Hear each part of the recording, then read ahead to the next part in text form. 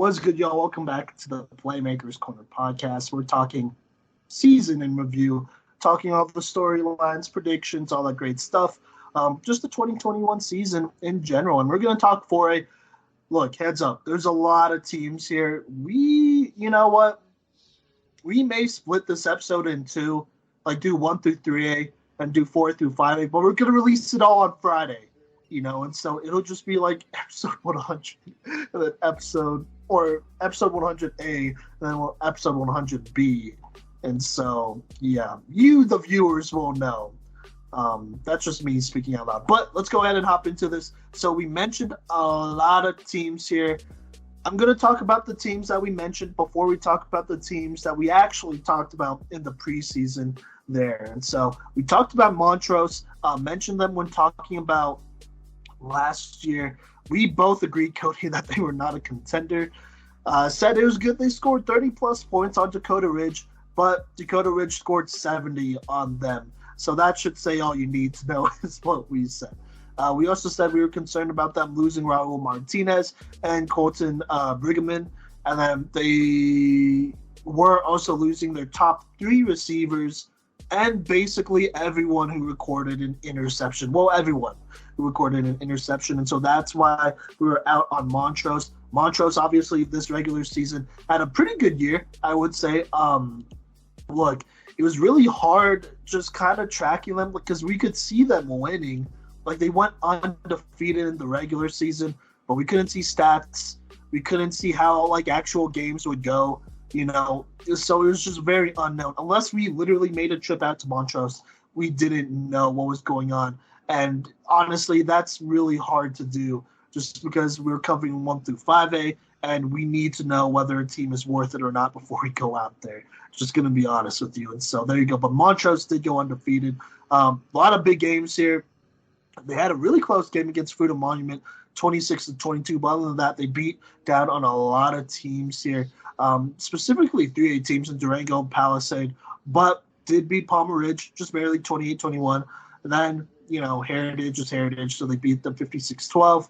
Beat Vista Ridge in this looks like a pretty close game, 42-28, but went on and beat Air Academy 50-7, and then Ponderosa 19-14 before they made it into the playoffs.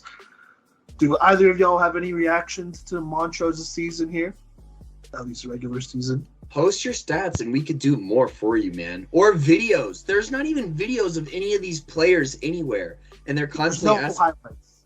Yeah, they're constantly asking us to, and their footage from their NFHS games is not great. I mean, we talked about this with Prep Red Zone guy, Ryan Wesley, but good God, man, like the quality is so bad. And I can't even tell what like most of the player numbers are because the camera is so grainy. So there's really not a whole lot we could do other than get quick synopses of your wing tee offense that you run that I'm not even a huge fan of, and and the stout defense that you had. But nonetheless, I mean, they didn't make it to state even as the 1 seed. So I don't know. I don't know what to think because I don't know what the heck I'm looking at. I don't know anybody on the team. So if you want us to cover you, meet us halfway here and at least put some kind of stats up. At least. Yeah, all I was going to say is, there's not much to recap because we don't have anything to recap. Like, we know what their season looked like score-wise. Other than that, I couldn't tell you. There you go. Agreed. We would have loved to cover you. You were a great story. We just didn't know. I don't know. You got to give us something. We're not going to bend over backwards for that, honestly. 4A is really big. There's a lot of teams that are willing to give us stats, so we'll go with that. So moving on, we have Ponderosa, who does put in stats, by the way.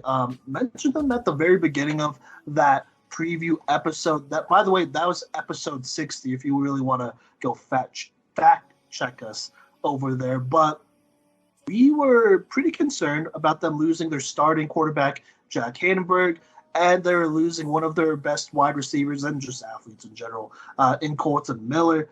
And, we said Ponderosa wouldn't be a contender because of the experience of other quarterbacks in 4A. They're just more experienced quarterbacks And so there you go. We did say they'll probably sneak their way into the playoffs based off the size they have, because they do have a pretty good offensive and defensive line, by the way. One of their offensive linemen is committed to the University of Northern Colorado. So there you go there. And, you know, we were pretty high on the returning secondary. Other than that, they were going to have to work with a really young group. And that showed. I mean, they had the freshman quarterback, Andrew Heidel, start. You know, I think it's really interesting for Mason's game against Palmer Ridge. I mean, obviously, you know, Palmer Ridge would come back, but Ponderosa went up on them early on by like 20 or something like that. And Heidel was playing amazing. In my game against Vista Peak, he was benched by halftime. He was not playing good. Like, nothing he was doing was good in any way. So if that doesn't tell you the duality of a young freshman quarterback, I don't know what does. But basically, that was Ponderosa's season. Did say they would probably sneak their way into the playoffs, which they did. You know, they had a good season, and they weren't one and done, which we also predicted. Mason, because you were the only other one to see Ponderosa play. You know, I mean, what do you think about that prediction here? Plus, I mean, the young core they have there. I mean, because even though he did have very extreme ups and downs, you know, he did his thing out there, that quarterback Andrew Heidel. No, I think that's entirely fair. Yeah, after hearing you say what you said about, you know, that quarterback, after I was like, yeah, this, you know, freshman quarterback over here at Ponderosa, you're like, well, he got benched in my game. So, you know, it was up and down for them all season, and I agree 100% with what you guys said. And I think that's probably the best thing you could do for that. Boom. So there you go. That was Ponderosa. Still a playoff team, though, as we said. Then we talked about Skyline, mentioned them being a snub in the playoffs last year with that high-powered offense with, led by Chase Silva, their star quarterback. And, you know, we mentioned how they're snubbed and how they should have been maybe over a Pine Creek or Montrose. But ultimately, we were concerned about how much talent they were losing, including their starting running back, their starting quarterback, a receiver, also some guys who played on defense as well. I actually made it out to 2 Skyline games. One was against Silver Creek. At the time, both of them, I think, were undefeated. It was going to be the Battle of Longmont. That was a very good game. Became a big fan of the Skyline coaching staff, I got to say. You know, they showed a lot of different looks in that game, working with a backup quarterback, Logan Miller, who's a receiver, first and foremost. You know, they made a lot happen with him. I mean, you know, they gave the ball to Wynn Drews because you can't go wrong with giving it to somebody you actually know. But they managed that game pretty well to beat Silver Creek and kind of continue their little winning streak there. And so became a very big fan of Skyline. I like how they're coached, even though, you know, they've had a little bit of an up and down season. They went 6-5. Ultimately, they did make the playoffs, so there you go. Beat Rampart Grand Junction, lost to Jazo Riley's Golden, only 33-21. That's not too bad. Considering you have a receiver playing quarterback, that's not bad. At the Silver Creek game, you know, pulled it out with a huge second half, just dominating on defense and offense, winning 17-7 in the fourth. Played Erie. I mean, it's Erie. They lost 49-0. Played Greeley Central. Greeley Central made that game pretty close, but they still won at 35-23. Then Skyline had to play Loveland, who they lost 48-0. Then they played Monarch, who they beat in overtime 35-34. Beat Grand Junction Central, lost just by 9 to Longmont, and then they made the playoffs. So Skyline definitely placed a little bit of, a pretty difficult schedule, I'm not going to lie, but not too bad at 6-5, considering they were losing their starting quarterback for a bit, had a receiver playing that role. But when they did get Caden Box back, who, by the way, is a junior, will be coming back next year, you know, they showed some fireworks here and there. But Kodey or Mason, do y'all want to say anything about Skyline here before we move on? Well, I saw him face, you know, Keegan Patterson over there, and they did a pretty good job against him. Their defense is pretty stout, not amazing, not bad. So they're a pretty average team, as from what I saw in person.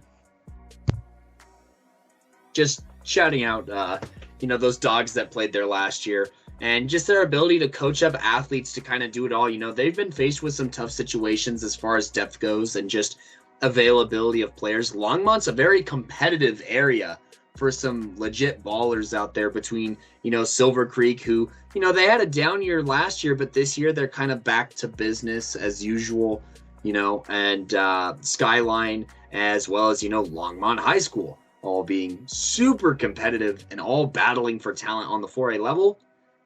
You got to give it to Skyline for always being able to coach up guys to play whatever position they need them to play. Boom, there you go. Moving on. We got Vista Peak.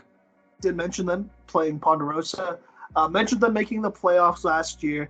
But obviously we were concerned about them losing Jadarius Carr and Braylon Nelson, two basically D1 guys. And we were also concerned about how easy the competition was in the spring. That's really all we said about them. Vista Peak, we've talked about them a lot, had great receivers between Bryce and Torrey, Jordan Mayfield, our number one receiver in the state of Colorado, by the way. Go ahead and check that out. They have some other pieces in there as well, but Vista Peak, they just couldn't quite get it done. Had a pretty decent season, if I do say so myself, though. So you can't really be too mad at that, but that's Vista Peak.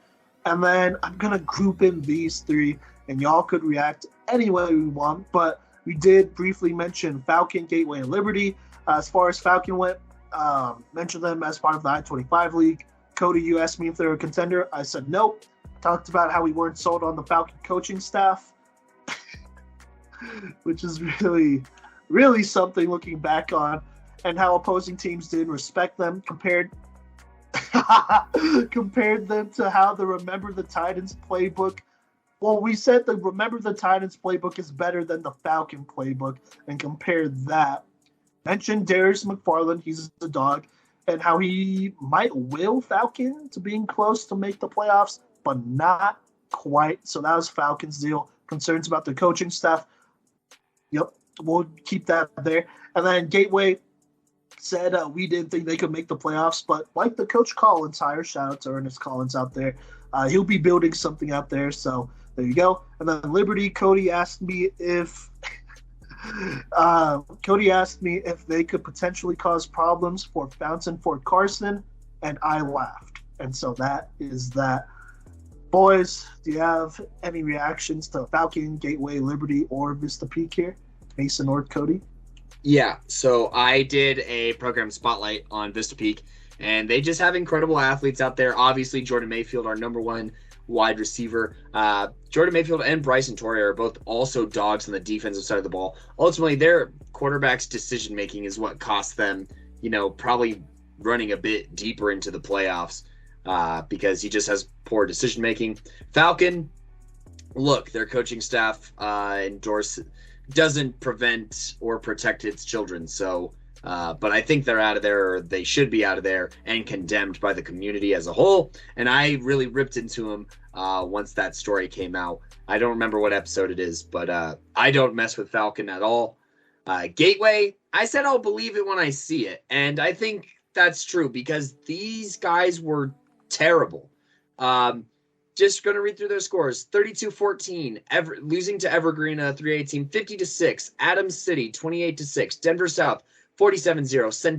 Centaurus, 43-0. Aurora Central, 42-0. Vista Peak Prep, 54-0. Grand Junction, 56-12. Why is Grand Junction in this league? That doesn't make any... It's like all Aurora teams and then Grand Junction. But anyways, I don't know. I'll believe it when I see it. I don't have a lot of faith in this program right now. And, yeah, I didn't know about Liberty. I didn't know that Liberty was the gateway of Colorado Springs, basically. No, Liberty is probably the worst football team in the entire state. And I'm not laughing. They're worse a lot. Worse by a lot than Gateway. And we knew what Gateway was going to be. So it's just crazy 6 months after competing for a state championship.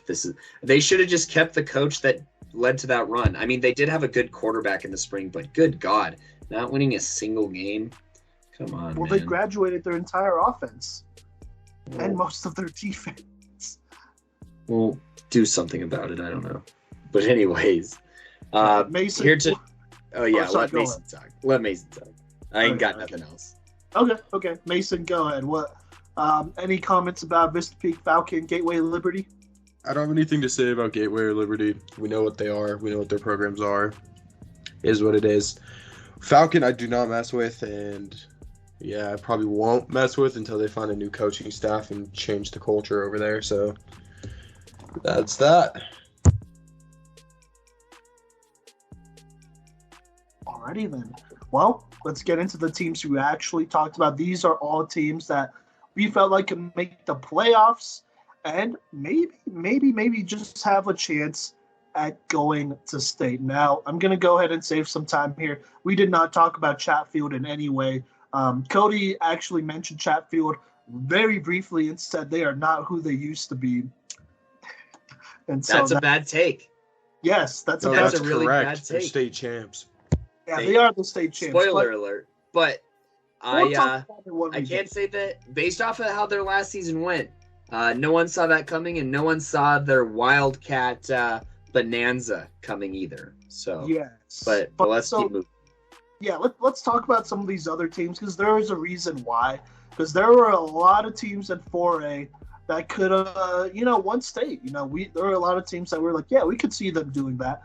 And so I'm going to kind of start with the teams that, we felt like would make the playoffs and maybe make a push here if they could get some things going here to our contenders. But starting with Pine Creek, look, we were concerned about them losing Bo Frailer.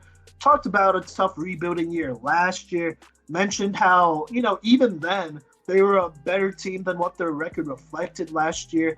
But we talked about some guys who would make some noise going into this year, including Braden Kramer going into the senior year. Talked about JoJo Roy, who had a lot of underrated performances as a senior, as a junior last year, and will be kind of hopefully taking a step forward as a senior.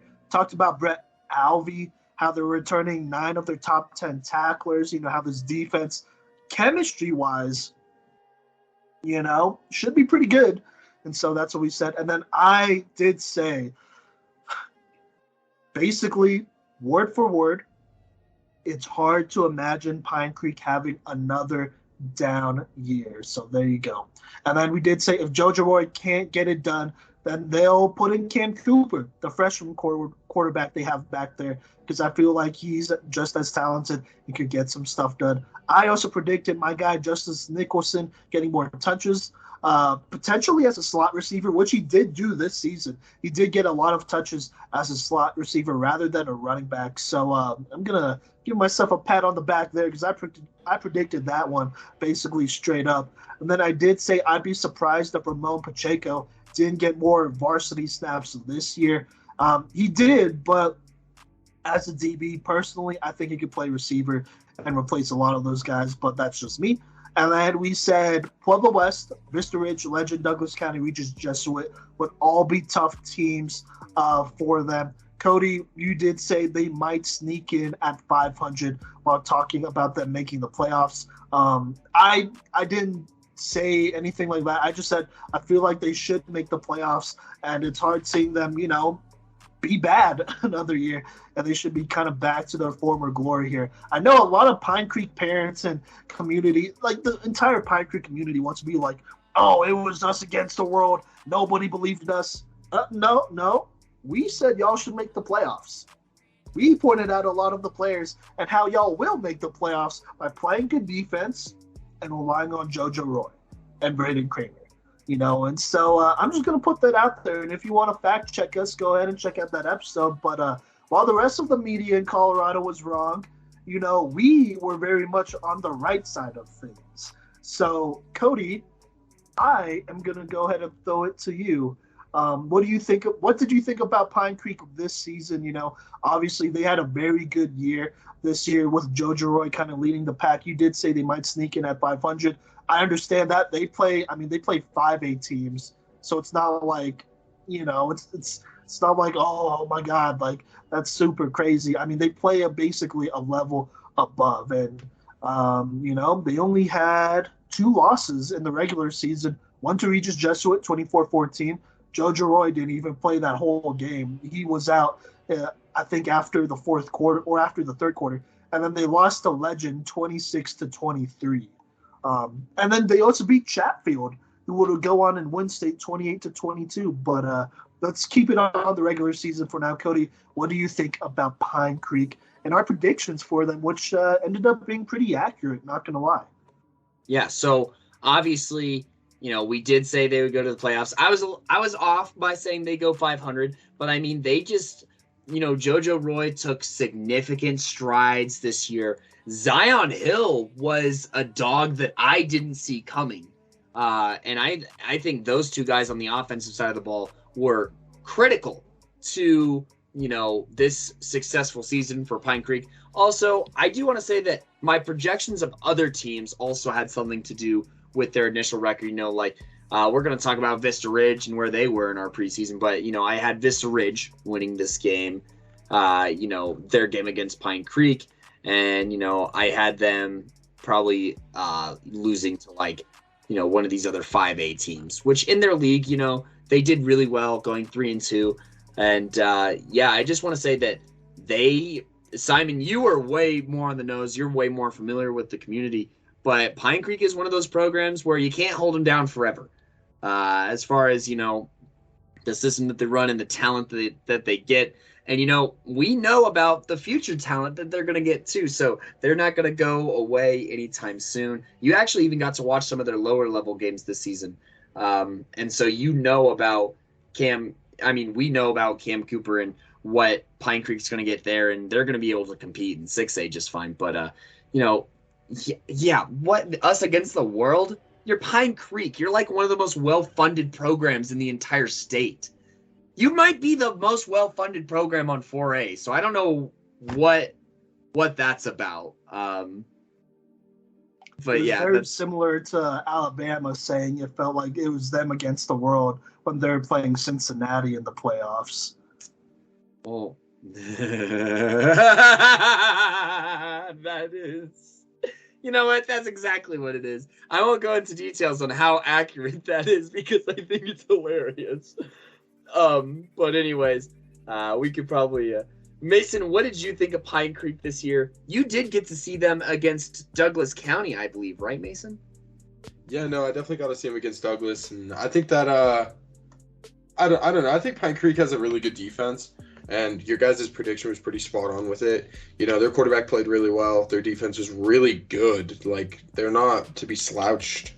They're not to be, looked over. Their defense played really well this year. So, I think, Pine Creek's prediction was pretty spot on. Boom. There you go. Look, they played great defense, man, and then they ran the ball well. Zion Hill really didn't even have a role until the Chatfield game. Up until then, it was sophomore running back and the son of the head coach, Mason Miller, who was averaging something like 150 rushing yards a game and 3 touchdowns a game. He was going crazy. So, he's just a sophomore. Zion Hill came in for that Chatfield game and took over a little bit more here as a senior. And then he kind of had the reins for the rest of the season. So I think that is really interesting when talking about Pine Creek here. They're deep. They got a lot of talent. They could hit you. They'll play very good defense. I think defensively, they're extremely well coached. There's a reason they beat the defending, or not the defending champs. There's a reason they beat the eventual champs in Chatfield 28-22. There just is. But we'll talk playoffs later. Pine Creek, very good defense. Predicted them to have a little bit of a resurgence here, and that's what they did. Now another team we talked about was Erie. And so we did praise Blake Parnett, who we said should take a step forward behind their dominant offensive line. We actually did get to meet one of his linemen, John Pastor. Real nice guy, by the way, over at Media Day. He is going to Kansas State. But we got to meet some of his linemen, some of his guys. We also mentioned his tight ends, Aiden Oxtiger and then Andrew Nazarenis, I want to say, who are just big-bodied tight ends. Who we felt like, could bail Blake Barnett out of some situations. If he needs to throw it up and someone needs to make a jump ball play, those guys could do it. We did mention how they lost Mason Beebe, and that could be a problem for Erie since they leaned on him so hard last year. But, like we said, we did predict Barnett to be the focus of this offense. And then I think I said this if Blake Barnett can average 150 passing yards, 50-plus rushing yards, and, 3 to 4 touchdowns a game, then I'd be pretty high on them. And then, Kodey, you said they could be a low-key contender, word for word. And then I said this, adding on to the stat line, for Blake Barnett to be elite, he needs to average 250 passing yards and 100-plus rushing yards. I think I was just talking about his development in general. That doesn't really affect how far Erie went. I felt like if he can develop here, then he could be, pretty high up there and definitely be a little bit of a threat. So there we go. We also said that the Longmont game would be an interesting game because they have Keegan Patterson out there. That was the one time we really mentioned Longmont. Kodey, you said that. You said that you feel like Keegan Patterson returning, he could definitely cause some problems for a lot of team and light up the state a little bit here, as he did put up numbers last year, which you got right. Very good prediction there. We said we were concerned about their game against Broomfield. Kodey, you said word for word, if you can hang with Broomfield and keep it within one score, then you can win the championship, which was true. They did more than bad. That. Yeah. Yeah. So, but we'll get there when we get there. Also some concern about Windsor. Said Windsor might play them pretty close, as they do everyone, but that is what it is. And then we said in a perfect world, they go 8-0 in their first 8 games, but realistically, we predicted them to go 6-2. I think the only games we were like, maybe they don't win, was that Broomfield game and Windsor game. Other than that, we felt like they could probably go undefeated. So pretty close prediction here. Obviously, Erie was a lot better than probably a lot of teams, thought. I mean, Blake Barnett took very big strides here this offseason here. And not only did they beat a lot of these teams, but they blasted them into a whole nother universe. Beating Longmont 50-6, even though they didn't have Keegan Patterson. Beating Skyline 49-0, dropping 50 on Silver Creek, 47 on Brighton. I mean, this doesn't mean much, but 46 on Greeley West. Beating Broomfield by 49, dropping 41 on Windsor, which doesn't happen a lot. Erie was on fire. Not only were they winning, but they were dominating to the highest degree. Kodey, I'm going to go ahead and pass it to you here real quick. What did you think about Erie? And then Mason, you could chip in here about Erie's regular season as well. Erie played some pretty legit competition here. First off, they're located in Erie, Colorado, but they own Longmont, Colorado. With wins over Silver Creek, Skyline, Longmont. 2 of the 3 playoff teams, obviously. Longmont not having Keegan Patterson, that is such a shame. That would have been one of the best, or at least most electrifying games of the year. That makes me so sad that Keegan wasn't healthy for that. From a fan perspective, I mean, literally, I'm pretty sure that they have the same quarterback coach. So it'd be like, it'd be a battle of who's the best from that camp and whatnot. And that'd be pretty interesting. And they both were battling it out for most valuable playmaker on our 4A awards. So, it would only have been appropriate. And maybe that would have changed how the votes went. But anyways, looking back at his schedule, we were really high on Broomfield, which we'll talk about. But they were insane. And Blake Barnett took the step that we said he needed and could take the step to do. In our young quarterbacks episode. I've said it once, I've said it twice, I've said it 1,000 times. I saw him live in his first varsity game, and he was insane. And I guess speaking just on this Erie prediction, I want to put some respect on Caleb's name, that running back out there in Erie who ran for almost 1,800 yards and 27 touchdowns. He was balling out, and he filled in just fine for Mason Vive. And, and Blake and Caleb benefited from the running game behind each other, going for a combined 51 touchdowns between the two of them on the ground. And then obviously Aiden Oxeiger, he was one of our top tight ends in the entire state. And, Blake and this Erie team, they spread the ball out pretty well. with 5 different guys hovering around that 20 reception thing, and they were. I liked Erie. I still do for the next few years, honestly. Mason, you got to see them live one time and experience the buzz that I was experiencing. But what do you think of their regular season? I think regular season-wise, they did great. They probably played, well, obviously got better than you guys predicted for their, most likely statistics, So, just by them doing that, it's just above and beyond. But at the same time, I think that they killed it this year, and it showed all the way through. Again, defense wins championships, and their defense plays exceptionally well, putting up a couple different goose eggs.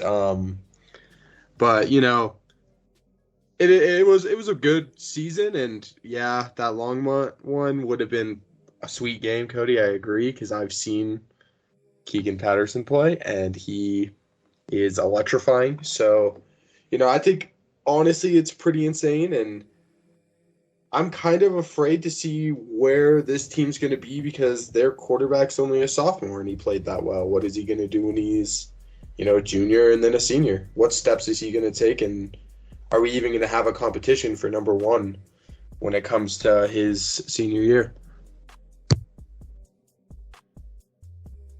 That's fair. I don't know why I can't think of any other sophomore quarterback. There's Genoa. We'll see about his situation, but there's Genoa. Liam Zarka. Oh, yeah. Wyatt Sprague.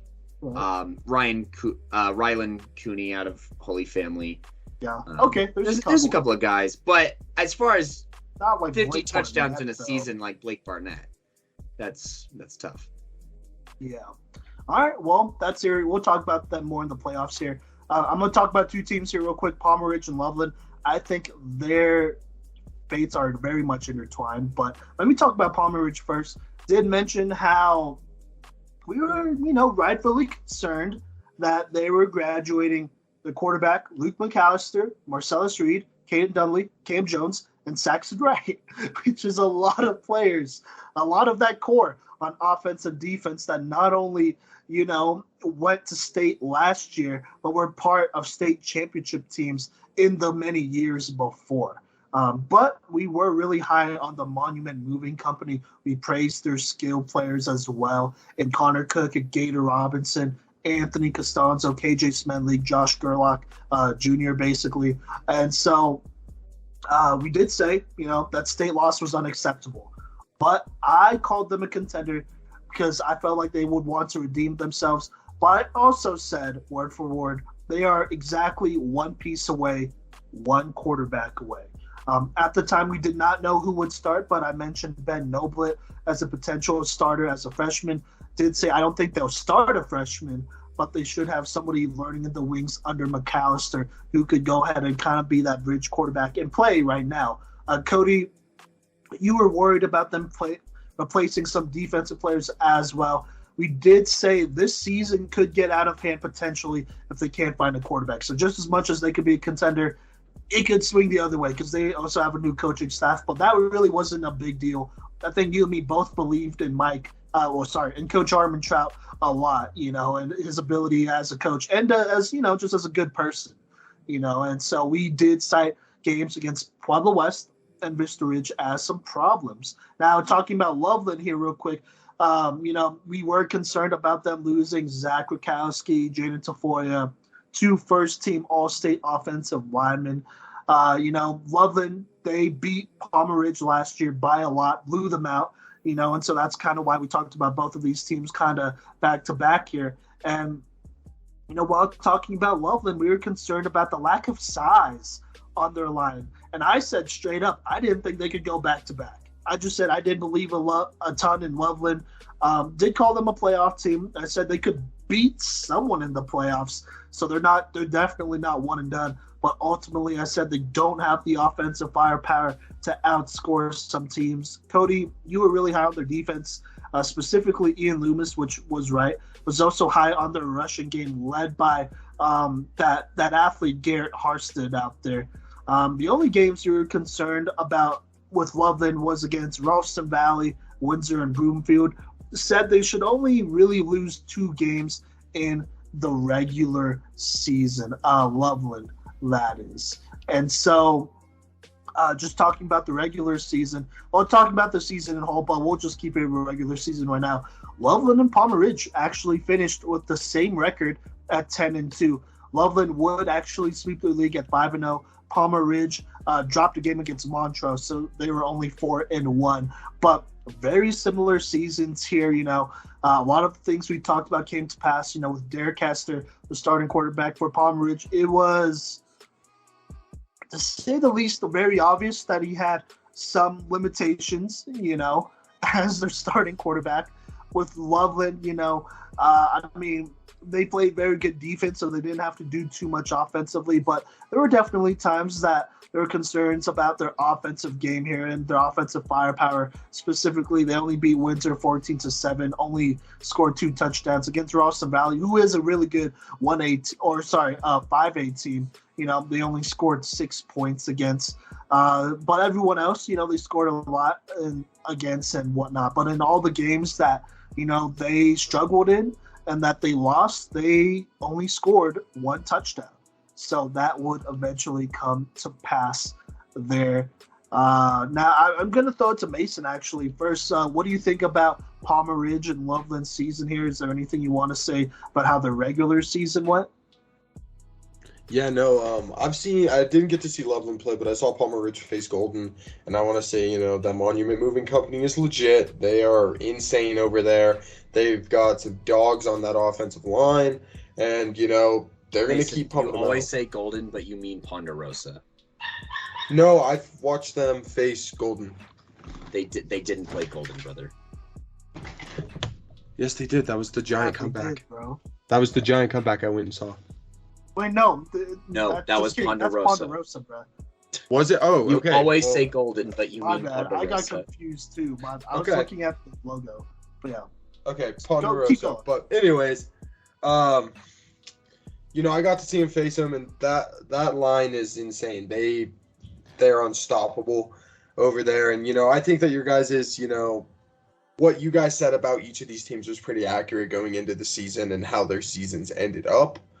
I think for Loveland, I didn't get to really, see much of Loveland, but, they do have a great defense over there, and I think Kodey was good to be hype about their defense. But yeah.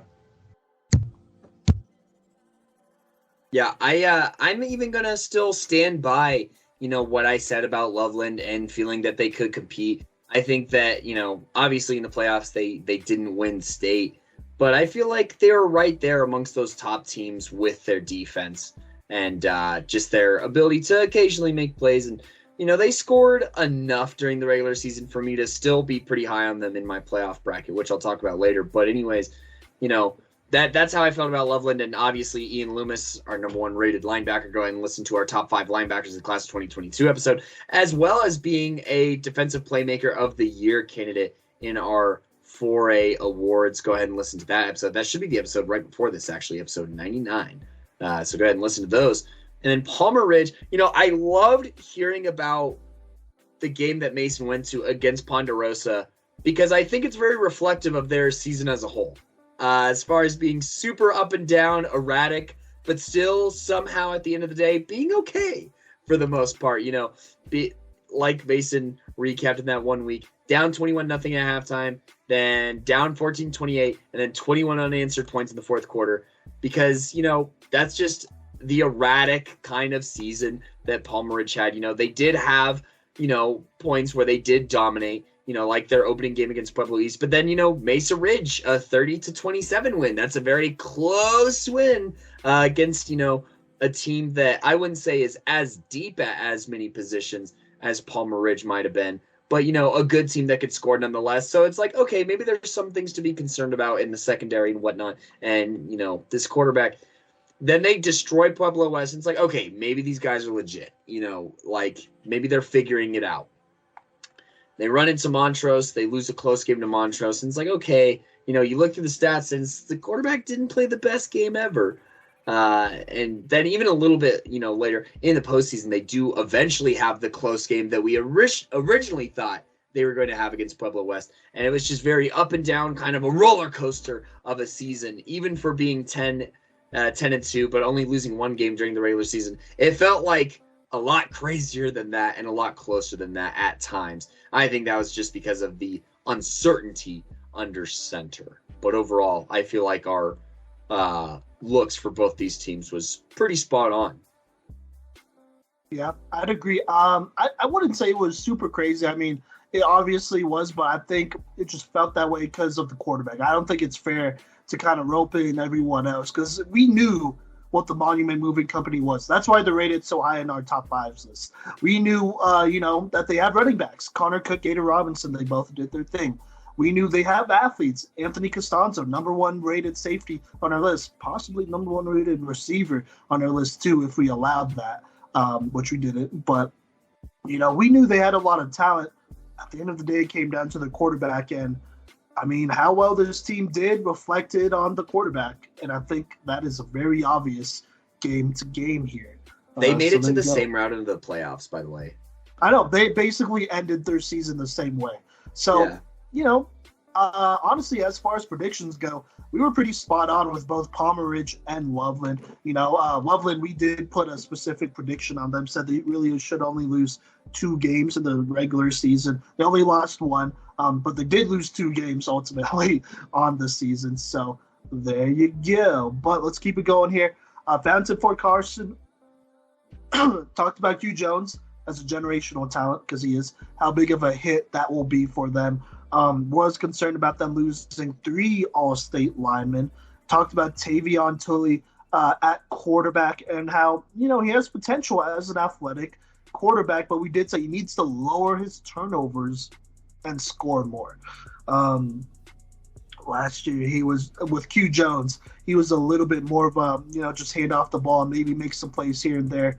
He would have had to be more of a focal point of this offense for them to be successful. But something we were sure about was their defense, including Ty Fave, their 3-star inside linebacker, Javion Fulmore, who led the team in sacks. I'm pretty sure he did something similar to that this year as well. And then their elite secondary led by Curtis Jackson and, oh my God, why am I forgetting? Not Lawrence Walker. It was the other one. Oh my gosh. Kodey, who is it? Jaden Allen. There you go. Curtis Jackson and Jaden Allen. Yeah. We didn't know about Lawrence Walker yet, but those were the 2 these guys, by the way. They're dogs. Yeah. Oh, yeah, absolutely, for sure. So we knew their defense was going to be elite. We knew this was a defense that could score even as well. And so we said for them to find success, they need to score off of every turnover. Not the defense, like scoring off of every turnover, but the offense would need to convert turnovers to points, basically. We said if the offense can at least score 20 points a game, then they could be dangerous. We did give them the dark horse label. Kodey, you said they should beat Chatfield. We call it the Fuda Monument game a trap game, and then was concerned about was concerned about Pueblo West. Predicted worst case scenario, they lose 2 games, which I think that was regular season, which we were kind of right. I mean, on the season, they did lose 2 games. Their only loss in the regular season was to Chatfield, 23-14. Very, very tough game there. Other than that, they did their thing as a dark horse team. And, speaking of a dark horse team, I'm going to talk about another team that was kind of in the same category as Fountain Fort Carson, and that was Pueblo West. We praised their giant line, starting with Vladimir Dabovich.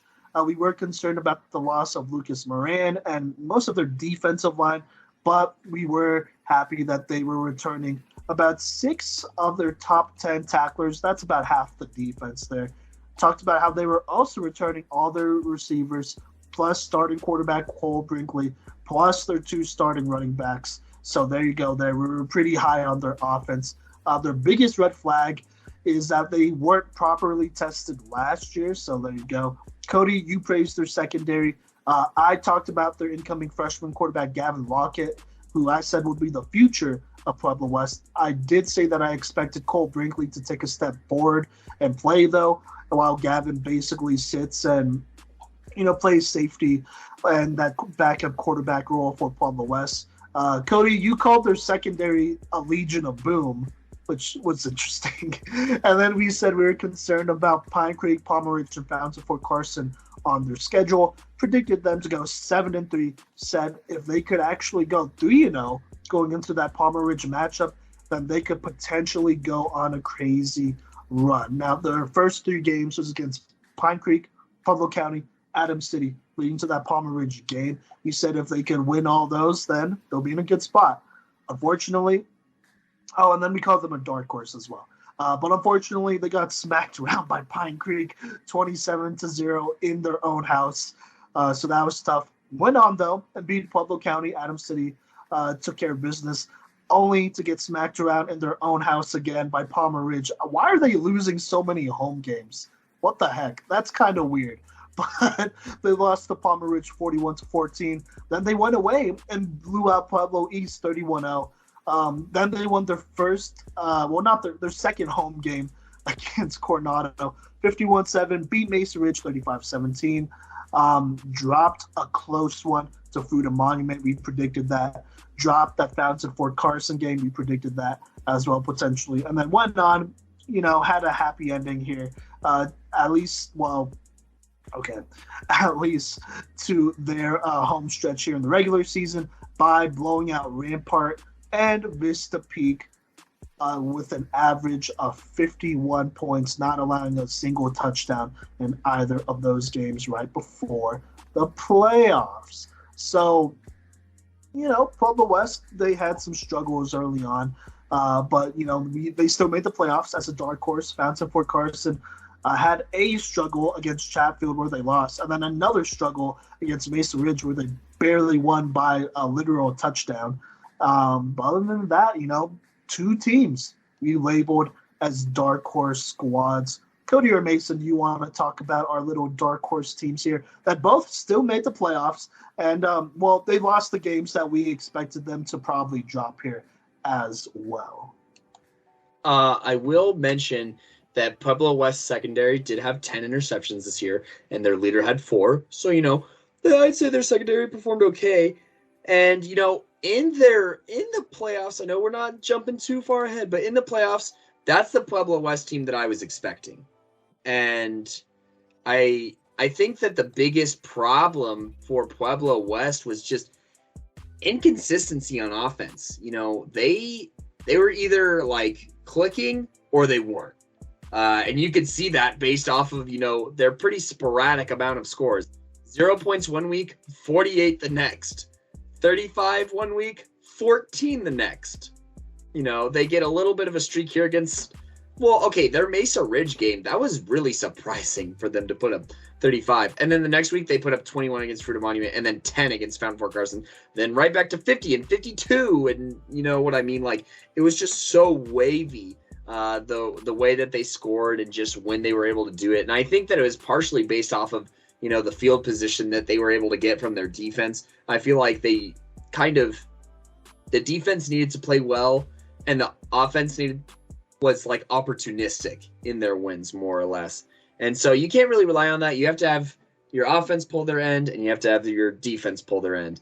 And I just don't think that they quite found that happy middle until they ran into a very, very, very, very good Palmer Ridge team, in which case they only lost by 1 point in double overtime. But anyways, moving on, talking about Fountain Fort Carson, they performed better than, we rated them, but they still exceeded expectations, I think. And that secondary, I mean, what else can you say? 3 of their guys made our cornerback list. That's ridiculous. It was the best secondary in Colorado as far as just like senior talent goes. And that was, they had a very impressive season. And I think that they'll still be around next season. They had a lot of juniors this year contribute and whatnot. And Mason. I agree like 110%. I want to say for Fountain Fort Carson secondary, it was elite this year. In that game that we saw, Kodey, it was crazy. You couldn't throw the ball anywhere, like anywhere. It was every receiver was blanketed, and that allowed the defensive line to get in there and do their job and disrupt that quarterback. So I think you guys did a great job on your guys' what you thought each of these teams and everything we're gonna do. So yeah, there's nothing I can add. Boom. There you go. I would agree, actually. I think this prediction was pretty spot on. I mean, there were definitely moments that both of these teams could have turned on a switch and made a pretty crazy run in the playoffs. From the West, I was definitely more disappointed. I think Cole Brinkley took a really big step backwards, and I don't know. I mean, first off, Vlad Dabovich, Mason, you would agree with this. He killed it this season. Very good season. Yes, so did that Pueblo West line. And so, yeah. So with that being said, I don't know how you don't. I don't know, man. He threw more interceptions than touchdowns, I think. Or at least it was really close. So there you go. So that was definitely a big deal. If he did take that step forward that we anticipated, it would be a different story. I think it would be a little bit closer to our prediction. Not gonna lie there. Fountain for Carson. I do want to put some respect on Tavion Tooley's name. Nothing too crazy. I mean, it's pretty efficient. He passed for 1,029 yards, had a 60% completion rating, which is really good. He threw for 12 touchdowns, only 3 interceptions. That's a nice 3-to-1 ratio. And then he also rushed for 294 yards and 2 rushing touchdowns. So that's not bad at all, man. I think, honestly, if you're Fountain Ford Carson, if you're Tavion Tooley, actually, you could be pretty happy with that progress, because that is definitely good progress compared to last year. Of course, it wasn't enough to, propel them into a crazy playoff run this year, though. So there you go. Now, okay, we need to talk about this prediction, and it's Broomfield. Look, we praised their athletes like Cole LaCrue, Tristan Caudill, Josh Dunn. Talked about them returning the majority of their defense, including Miles Dondelinger, who we felt like could be a beast as a 6'3 safety. Talked about the significance of them losing their defensive leader, though, in Hall Edmonds. But we still expected Cole LaCrue to be one of the best QBs in the state. Expected them to average the offense, that is, at least 28 points a game, 4 touchdowns a game. Talked about how tall their athletes are and how they can dominate smaller teams if schemed right. And, we expected a lot of shootouts, on their schedule with those especially tough teams. Kodey said the game – well, okay, so going into predictions, Kodey, I mean, there's no way you could have possibly knew this, but you said the game against Golden would not be a test. Well, surprise, surprise, it was a test. Giselle Riley happened. Yeah, they lost. Giselle Riley didn't even play last year, so there was no way we could have predicted any of Golden's success. So just congratulations that to out Golden, there. by the way. Yeah. We also mentioned Longmont, Loveland, and Erie as teams that Broomfield needs to worry about. We said that they should go undefeated, but could see some losses against Erie or Windsor while away. And then I said if they lose by more than 1 score in any of these games, I'd be extremely surprised, as Broomfield was definitely the disappointment of not only this 4A season, but this entire 2021 season. I think that's pretty fair to say. I mean, maybe you could throw in TCA or something like that, but we really had high hopes for Broomfield. Let me go down the line with the regular season. Lost their first game against Golden 29-22. That's a close one. Lost a shootout against Longmont 38-29. Lost another shootout against Denver South 48-40. Beat Monarch 28-7. There you go. Lost to Loveland 35-12. Beat Windsor barely because they needed to start winning or they're out of the playoffs 18-10. Beat down Silver Creek 33-17. They're rolling now. Beat Brighton 37-27, only to get stomped down on by Erie 49-21. Like I said, doesn't mean much, but beat Greeley West 44-21. And then that led to their one-and-done game, a rematch against Longmont. But Broomfield here, I mean, we were right in one aspect. We said that they will be in a lot of shootouts in some of these tougher games. I mean, 3 touchdowns were scored against Golden, at least Golden, Longmont, and Denver South. Those 3 shootouts, I wonder if those went just a little bit differently, if they played a little bit of a different game and got hot earlier on instead of trying to make all these crazy, last-second comebacks. Maybe they win those, and those 3 losses become dubs. And, this prediction looks a little bit better. Mason, I'm going to throw it to you, and then Kodey, you could talk about this after. But Broomfield, thoughts? I didn't get to see Broomfield play live or anything, but I definitely like the athletes they have over there. But I definitely agree if they got some of the games that they lost this year under control a little bit earlier in the season, I feel like it'd be better off for them. They might have been able to make your guys' prediction a little bit better, but at the same time, it would just put them at that next level. Kodey?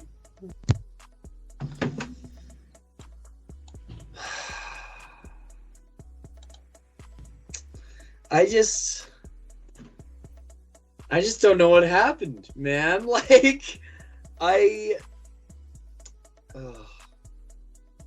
ways. Okay, these first 3 games, God, if they could walk away with a win in one of these games, but I feel like after you lose a shootout to Golden, then you lose a shootout to Geegan Patterson, and then you lose a shootout to Joseph Capra, then the mentality in the locker room is, oh my God, we can't catch a break, And if you're losing games like this, I feel like the only explanation is probably a lot of finger pointing happens, where it's like, well, damn, we scored 40 points.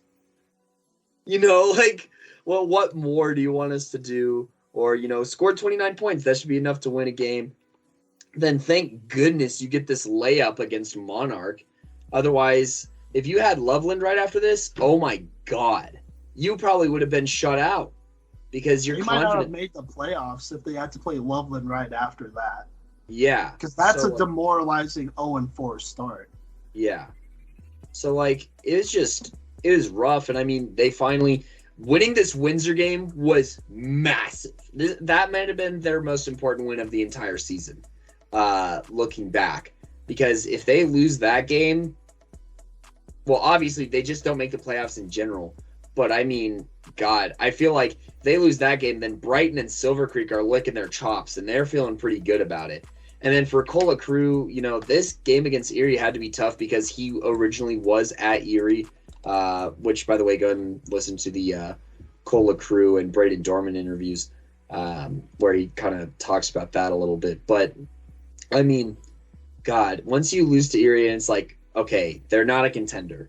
And Simon and I, during these weekly recaps, we talked about Broomfield every week on these weekly recaps because, man, we were holding out for him. And I did Cola Crew's breakdown, and he put up good numbers, okay?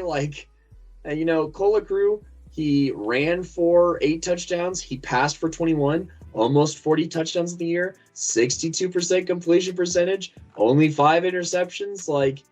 What's going on here? He was fumbling the ball. They did fumble the ball a lot. Holy crap. They lost 9 fumbles. That might have explained it. But just I don't know, man.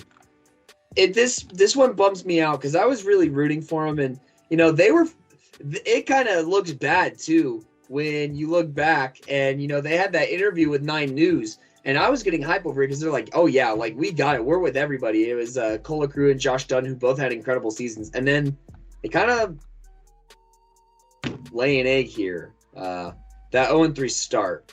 I agree. I didn't think about it throughout this season, but if they get one better bounce in one of these games, then this entire season could look different. If they can win this Golden game to start the year, if they just win one, they might win the next 2, And then you're talking about a swing of 3 wins. I really think it's that simple.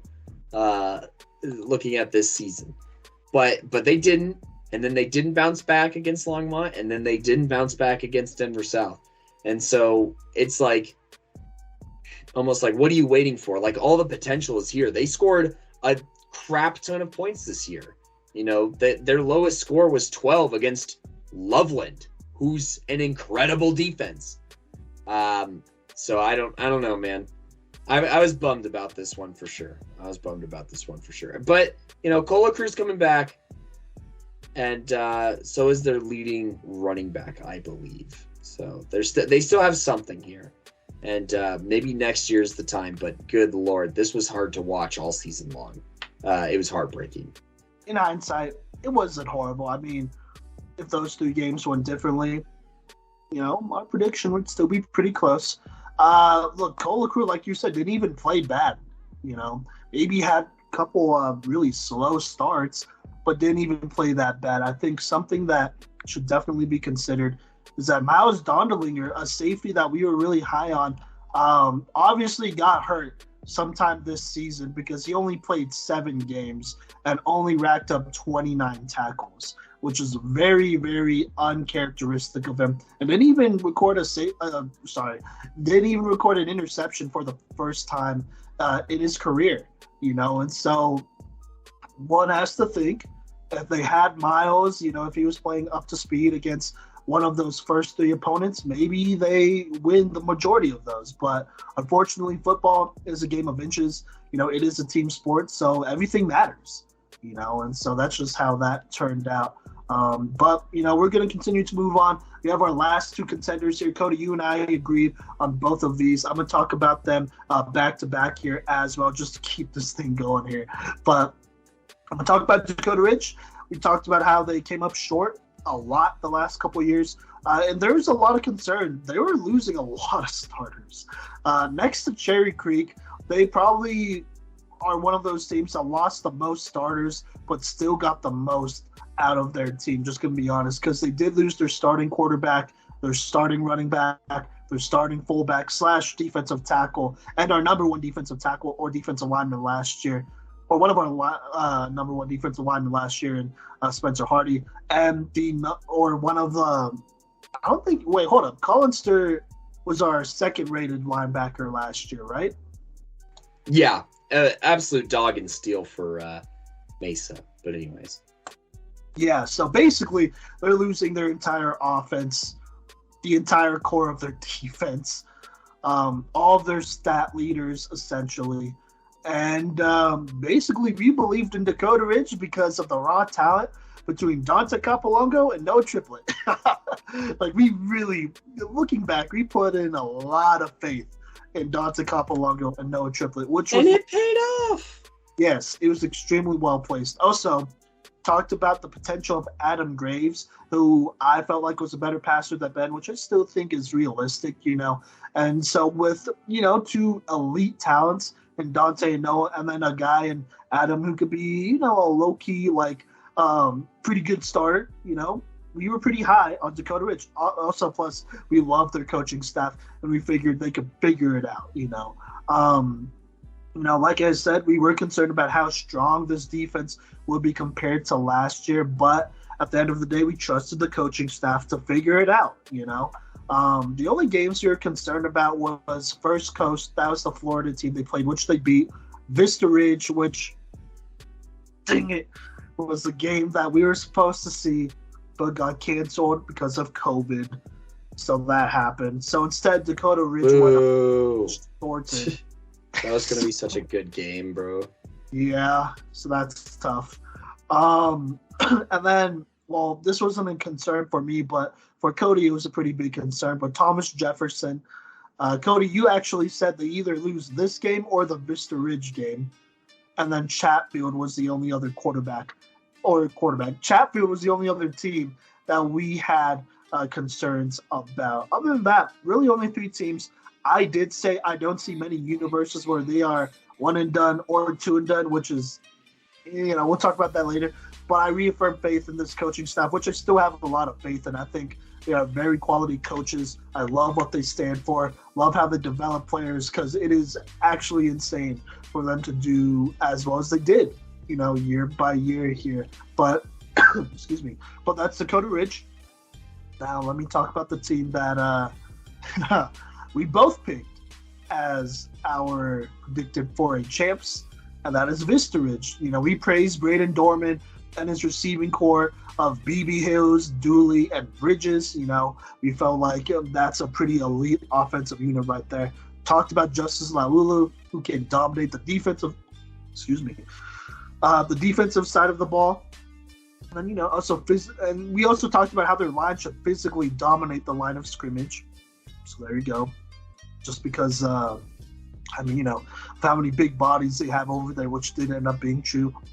And then we talked about Dom Nichols, who transferred to Vista Ridge. We said he could be a dominant force on BR, who can play offense and defense. We both said he was the game changer and the reason why we picked Vista Ridge. And then Kodey, you said, I don't know if there's a secondary in the state that can stop Braden Dorman in this offense, including, Dom Nichols. And then we said the offense should put up about 30 points a week, but we did acknowledge that their schedule would be pretty tough. Concerned about wins against Windsor, Dakota Ridge, Pine Creek. I threw in their Falcon. Kodey, you said they don't scare you in any way. And then we threw in Montrose and Palmer Ridge as well. All concerns for Vista Ridge. That is 1, 2, 3, 4, 5. Basically 6 games that we were like, I don't know. Vista Ridge would go 7-4. And then I think, okay. Oh, my bad. And then before I move on and hand it over to y'all, Dakota Ridge did go 11-1, undefeated in the regular season. So weren't super off. I mean, Vista Ridge wasn't one and done in the playoffs, but a big part of that prediction was Dom Nichols. He was just not allowed to play for Vista Ridge, which is interesting. But then they allowed him to go back to Pomona and play there, which I love because I felt like he needed to get his playing time and do his thing, which he actually did. And, he balled out for Pomona and potentially won them some games. And one has to think, if Dom Nichols played for Vista Ridge, how different the season would have been. I'm going to go ahead and open it up for y'all to talk about Vista and Dakota Ridge here. Kodey or Mason, go for it. Yeah, I'll go ahead and start real quick. I agree to start. If Dom Nichols played for Vista Ridge, this could have been a whole different season. Thanks, Chassa. Anyways, I'm going to go ahead and say, Dakota Ridge, I got to see them play live. They play really well. Really, really well. I felt like, personally, their defense was the part that held them back the most. Was their defense, because their offense was, it doesn't matter what they do on offense. They could hand the ball off or they could throw the ball. They could do basically whatever they want to whoever they want because their offense is that good. So I definitely agree with your guys' everything you guys have and your picks. But yeah, Vista Ridge, what a sad day that Dom Nichols did not get to play there. Kodey? Well, the listeners can't see, but I was holding my head because, oh my gosh, these contenders, they hurt me deep down. Not any fault of their own, obviously. 4A was insanely competitive, but oh my lord. I mean, Dom not being allowed to play at Vista Ridge, for those who are listening and they know about it, we know what you did. That's all I'm going to say about that. And it arguably cost Vista Ridge a championship this season. But anyways, they're still going to compete next year. They still got Braden Dorman, so, they'll still be competitive. But we know what you did, and you know what you did. And for arguably ruining a young man's high school career and arguably college career and chances, shame on you. Shame on you for what you did. And, yeah, that's all I'm going to say about that and Vista Ridge's season. And, Dakota Ridge, gosh, I was so excited during the regular season. I was like, these are the guys, and they just run such a great offensive scheme, and their offense is just so much fun to watch. It was a really fun time, and they had Dante win a Playmaker of the Week, and Noah also won a Playmaker of the Week. And yeah, and just doing a real quick recap on Playmakers of the Week, Keegan Patterson winning it twice and being, the dog that Longmont needed to be one of the surging teams heading into the playoffs. Not a team that we talked about too much in detail because we had so much research more research for 4A than any other level of football, I'm almost sure. Just because there were so many teams that were in the mix, we had Connor Cook of Palmer Ridge win a Playmaker of the Week, and then a team that we didn't even really get to talk about in Chatfield. We talked about them potentially being a problem for Dakota Ridge, and well, maybe not so much they were a problem in the regular season. That was an incredible game, but overall, very exciting stuff. And so I think, if no one else has anything else to say, does anyone have anything else to say about the regular season here in 4A? Nope.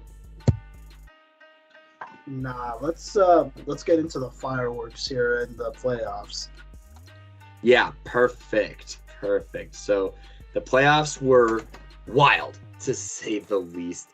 It was a very packed playoffs, and there was probably the most room for error here, just based off of the teams that were here. I'm just going to talk about my playoff bracket here a little bit, and we got plenty wrong in this one, and that's all right, just because kudos to those teams that did kind of pop off here. But in the 4A playoffs, I did have Denver South beating Montrose, which did not happen. Montrose falling a bye, and Denver South and Mesa Ridge playing a great game and a great rematch, I should say, of their season. Denver South is a team that I wish we talked about a little bit more, but there were some concerns with who they were graduating, but they filled the gaps well and maybe even got some better talent out of it. Joseph Capra and Rashad Caldwell Jr. both being absolute ballers and coming back this next season. But they did lose to Montrose. And so obviously I didn't have Montrose going to the Final Four. But I had Denver South going to the Final Four, and they did not. I also predicted Golden to beat Fountain Fort Carson, and that didn't happen. But they did beat Cheyenne Mountain very convincingly.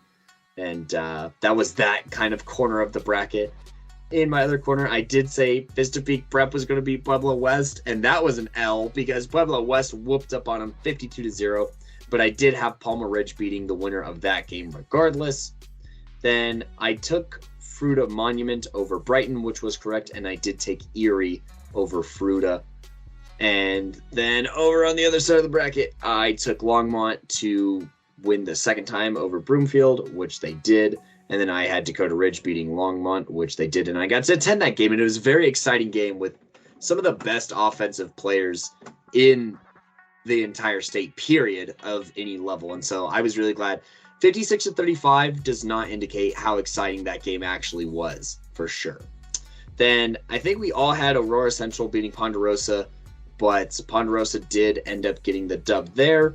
And Chatfield actually earned a bye as the 7th seed. And I had Chatfield beating whoever won Ponderosa versus Aurora Central, which ended up being true. And then I had Pine Creek making its way to the Elite 8 here with victories over Bear Creek. Bear Creek did beat Windsor, and Pine Creek then did beat Bear Creek. And then Vista Ridge over Skyline, and then I did have Loveland over Vista Ridge.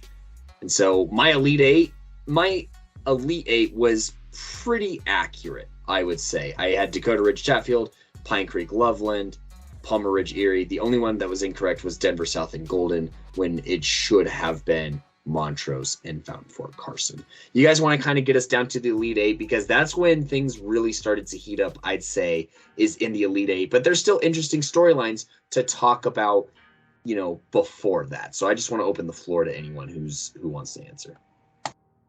Yeah, no, the only place that I really messed up for my Elite 8 was I took Vista Ridge over Loveland, and then I had Denver South and Golden as well. Everywhere else, I had the same, except for I did take, Aurora Central over Ponderosa. Ponderosa won. I had Chatfield beating them regardless, but yeah, that's where I was at. Sweet. Yeah, I was pretty much in the same spot as you, Cody.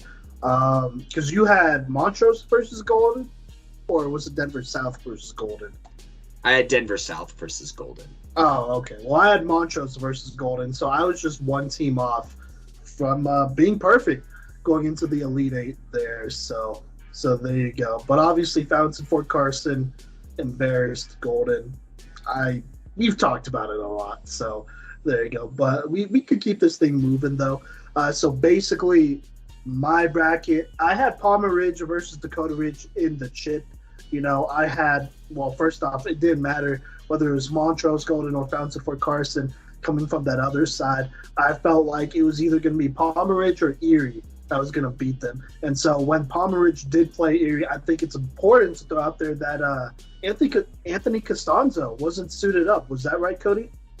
Yeah, he was on the sideline. I'm not sure what the story of the injury was, but I definitively saw him on the broadcast, not on the field. And I know that I would have been able to tell because, the safety wouldn't be making tackles at 10 yards. The safety would have been making the tackles at 4, 5, or 6, probably in the run game, which is what Costanzo does.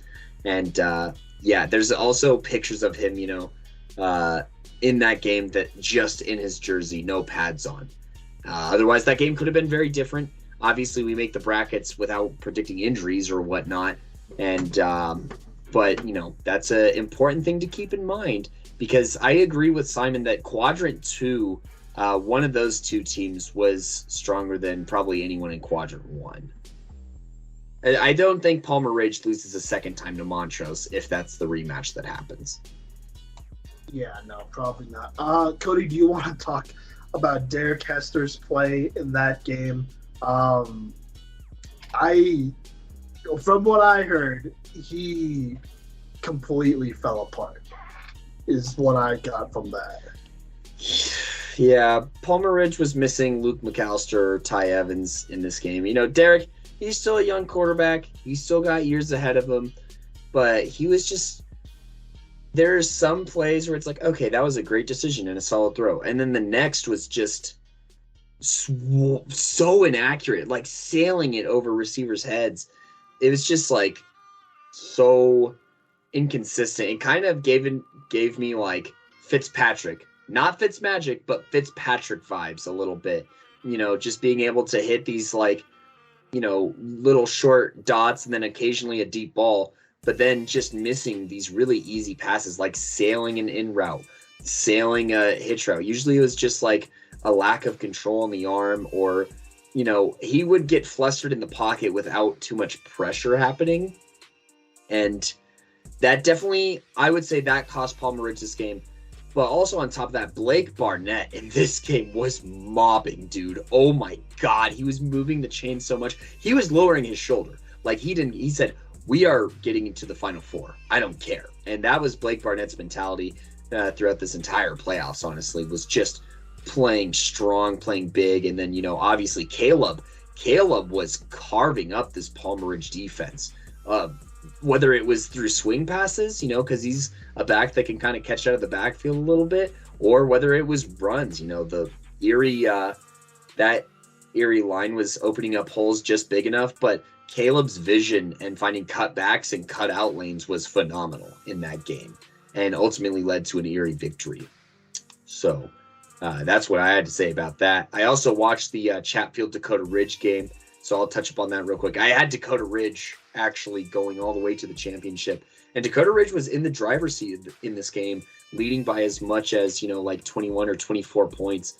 But Chatfield, the story of the Chatfield Chargers this year is down but not out. Finding themselves behind in quite a few games. They did not give up in this rainy game against Dakota Ridge and stormed back on this Friday night. I know because I had COVID, so I was watching the broadcast. And it was just Chatfield touchdowns. I lost track of the score because the NFHS was garbage. But anyways, I was like, wait, how many points does Chatfield have? I was trying to figure it out on max preps, and that was all screwy. I just had no idea what was going on. But I knew that when a pass got deflected off of a receiver into a Chatfield defender's arms, that was game. And Chatfield punched their ticket to the Final Four and successfully got revenge on their undefeated league rival. And that was nuts. But those were the games that I watched that sent Chatfield and Erie to the Final Four. So yeah, Mason, do you have any reactions to those games before Simon fills us in on Pine Creek Loveland? Yeah, no, I thought it was just insane, to be honest with you. Like, when I was sitting there and then, you text the group chat and you're like, Chatfield just beat Dakota Ridge. That just, like, well, for one, it threw a wrench in all of our, playoff brackets. I actually had Golden going to the chip, so mine was pretty over because I had them winning after, they took a whooping from Fountain Fort Carson. That Giselle Riley Kool-Aid. Hey, man, like, I trust that guy. Yeah, I was going to say, I trust that guy with the ball in his hands. So, he just faced, like we were saying earlier, Fountain Fort Carson with an elite defense. But, then Dakota Ridge was my runner-up. So I was like, oh, I guess Dakota Ridge is going to take this chip this year. And then Chatfield beat him. And I was like, oh, man. And then I had Palmer Ridge beating Erie. And then, Erie won. I was like, oh, man. My whole 4A bracket down the drain. Right after, the Elite Eight, everything's gone. Well, that is tough. But no, I got you though. I mean, this bracket will get out of hand here for me pretty soon here. Not even gonna lie. Look, not much to talk about in Pine Creek versus Loveland. This was a hard-hitting game. Joe Giroy would come out of this game. This would basically end his senior career, actually, with that injury back in the second quarter of this game. But, Cameron Cooper would come in, and Pine Creek barely wins this game because of a goal line stand led by standout linebacker, and plus also snubbed from the All-State list, Brett Alvey, who just came out of nowhere and just popped the running back on a sweep. And I mean, it was lit, the Pine Creek fan base was going crazy with that because they just secured a very huge win over Loveland, the first one in almost 10 years. And so there you go there. But that basically does set up the Final Four here. We got Montrose versus Erie. That was a game that was wild. I got to cover that one and talk about that in the recap. And then we have Chatfield and Pine Creek, another very, very wild game here. And so I'll talk about the Montrose Erie game real quick here. Hey, I mean, Erie was down. Montrose was presumably going to win state. Not going to win state. They're going to go to state. They're up. I want to say they're up by 14, something like 21-7 or something like that in the fourth quarter with like 6 minutes left. And Erie, I mean, they went ahead and they got it done. Blake Barnett scoring all the touchdowns for Erie here in the last quarter here. And then I think Erie would didn't they onside kick it, Cody? Yes. They line up like they're going to do an onside kick every single kickoff. So teams don't really know what to expect. And they line up like they're going to go for two every single time too. And then shift into a PAT formation, which I think obviously as an opponent, that's probably annoying as hell.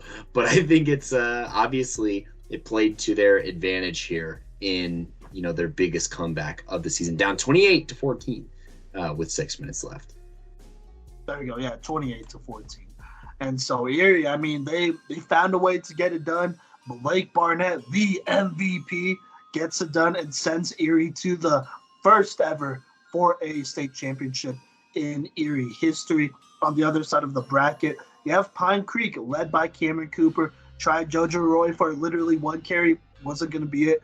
They put in the freshman Cameron Cooper in his first ever real high school football game here against Chatfield, a team that is on fire, outscoring the likes of Ponderosa, beating a tough Aurora Central squad, beating a Dakota Ridge squad, So they got it going right now. And against Pine Creek going up really early on, They're up by 2 or 3 scores at one point. And then key fumbles from Cameron Cooper. Brock Narva, I think actually, well, I don't know. What matter? Let me take a step back here. But key fumbles by Cameron Cooper, the freshman, and then Mason Miller, the sophomore running back for this Pine Creek squad. Brock Narva got a key strip here. I think on Mason Miller, it was a dive, and he just got on there, and he just took the ball away from him. And, that will basically change this entire course for Chatfield as Brock Narva, one of their youngest starter on varsity, making big plays. And that would fuel a comeback against Pine Creek, who just couldn't put away the turnovers here with so much inexperience in their backfield. And, that would eventually send Chatfield into state. I want to let y'all react to those semifinals games because I know y'all were at the state games. So yeah, go ahead and talk about thoughts. They were wild. These were probably some of the most wild semifinal playoff games in the entire state. I had Erie going to the championship, and they made it to the championship, all right. So I was stoked to see them beat Montrose. The sequence of plays that led to that, it was one thing to try and keep up with it through Max Preps. It was another thing trying to keep up with it through the news, but it was perfect hearing it from the Erie coach at Media Day. Simon, I know that you as well had a lot of fun with it. And, Erie almost lost that game too, because Montrose hit like a 40-yard bomb on the next drive after Erie got the lead with barely any time left. And I remember the coach of Erie, this is when I became his biggest fan. He's like, the reporter's like, what was going through your head? Why were they able to hit that big pass? And he's like, oh, because some idiot told the kids that, they always put that guy in motion, but they never throw to him. And then they did. It was like, I just thought that was super funny and an honest moment out of that Erie head coach, who I believe it was his first year, actually, as the head coach of Erie or something like that. So they have a lot to look forward to with this program. But really, that was an exciting game. Obviously, 1 point. That might have been the state championship game was more exciting. But nonetheless, these 4A playoffs were so wacky and wild and fun, is what I have to say about that. And then Chatfield, they were tired of getting looked down on, is what I'd say. They got back-to-back revenge wins. Sometimes you can't write anything better than that heading into this chip game. But, if Simon, you don't have anything else to add on to it, I'll pass it to Mason. And Mason, if you want to talk about these and then talk about the state game a little bit, go for it. Yeah, no, I definitely will, man. The back-to-back revenge games is kind of a sick, it's kind of that bittersweet ending for Chatfield, even if they, going at this point, even if they don't win state, they just got back-to-back wins to knock two other contenders out of state, so that's pretty sick for them. And to win that game after completing an onside kick, which doesn't happen very often, regardless of the level of football, that's just bittersweet. But being what it was, Kodey and I were at the state championship game. And Simon, if you don't have anything else to add, I'm going to go ahead and start talking about that. Yeah, go for it. All right, sweet. So, this game was electrifying. We were watching it, and in the first half, it was all Erie. Kodey, was it 21-0 at halftime, or was it 14? I think you mean like the first quarter. Oh, yeah, it was pretty quick. Erie went up Erie really, was really hot. fast. Yeah, they came out throwing the rock like nobody's business. And then everyone in the booth was like, oh, it's going to be like this. It's all like this. And Kodey looks at him and goes, no, don't count Chatfield out. Don't count them out. They've been like this all year. And sure enough, man, Chatfield came back slowly, doing what they do best, running the rock. They had that one run up the middle that went for like 50 and then went in for a score on the next play. Like Jake Marshall, Mason Lowe, Brock Narva.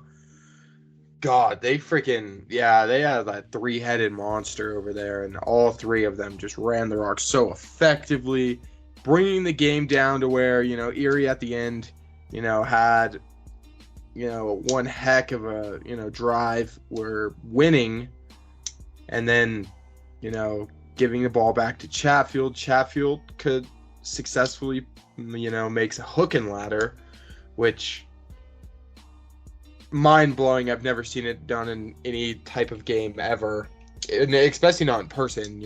I've seen videos of it, but they complete a hook and ladder on one of their only two completed passes of all game. Then they run the rock like 3 more times in a row, and it looks like they're about to run it again, and then their second completed pass goes for the game-winning touchdown. That game was one of the sickest games I think I've ever been to in person. So, Kodey, is there anything you want to add for that? Dude, this game was about to go to overtime before a Chatfield. Oh my goodness. That coach left the game with a wheelbarrow for the amount of confidence that he had in his team, and his guys didn't let him down. I mean, dude, the hook and ladder that they ran wasn't like any hook and ladder I've ever seen. It wasn't a catch and then a pitch. It was like a volleyball set back to the receiver, which is, I mean, their sophomore quarterback, I think his name's Jake Jones, he'd thrown like, dude, okay, I want to get the exact number on this. He did not throw a lot of passes this year because, they were just they weren't like that. But yeah, Jones had thrown 85 passes all season. Oh wait, no, this is including the state game. 83 passes all season up until this point. And he threw more interceptions than touchdowns in the season. But all he needed to do was hit 2 passes. And he hit those 2 passes. And the game-winning touchdown pass, it was the best throw of the day. Best catch of the day. And best catch that it was that only dude, in a place where the receiver could catch it, and he dove for it. That if he would have dropped that would have been game. But at the same time, overtime. But at the same time, I'm gonna say best throw of the day, not best catch, because Aiden Oxtiger did moss the crap out of that one Chatfield defender. He sunned him. But regardless, it was a phenomenal game. I know that in the episode that we recorded before that I chose Erie because, I was like, I picked him to make it to state. But in the back of my head, and watching the game, I wanted a good game. But I was like, part of me was rooting for Chatfield too. I was like, what if they just proved everyone wrong one more time? Like, there's something so magical about the run that they had and the season that Jake Marshall produced and the offense that they, kind of put together as they went along, and Brock Narva's performance in a state championship game. I talked about it in the Newcomer of the Year awards. It was absurd. The hook and ladder play, intercepting Blake Barnett to, I believe that was the one to end the half, actually. So keeping Erie out of the end zone right before half. And then, tackling Blake Barnett in a one-on-one on 4th down to force a turnover and downs. My money wasn't like, it wasn't like, Blake Barnett didn't put his shoulder down and go through him, because he laid a lick on Narva, but Narva brought him down. Popped hard. And then he stood up and completed a hook and ladder. So, yeah, that was an incredible performance from a lot of all the playmakers that we talked about all year in recaps and in the playoffs.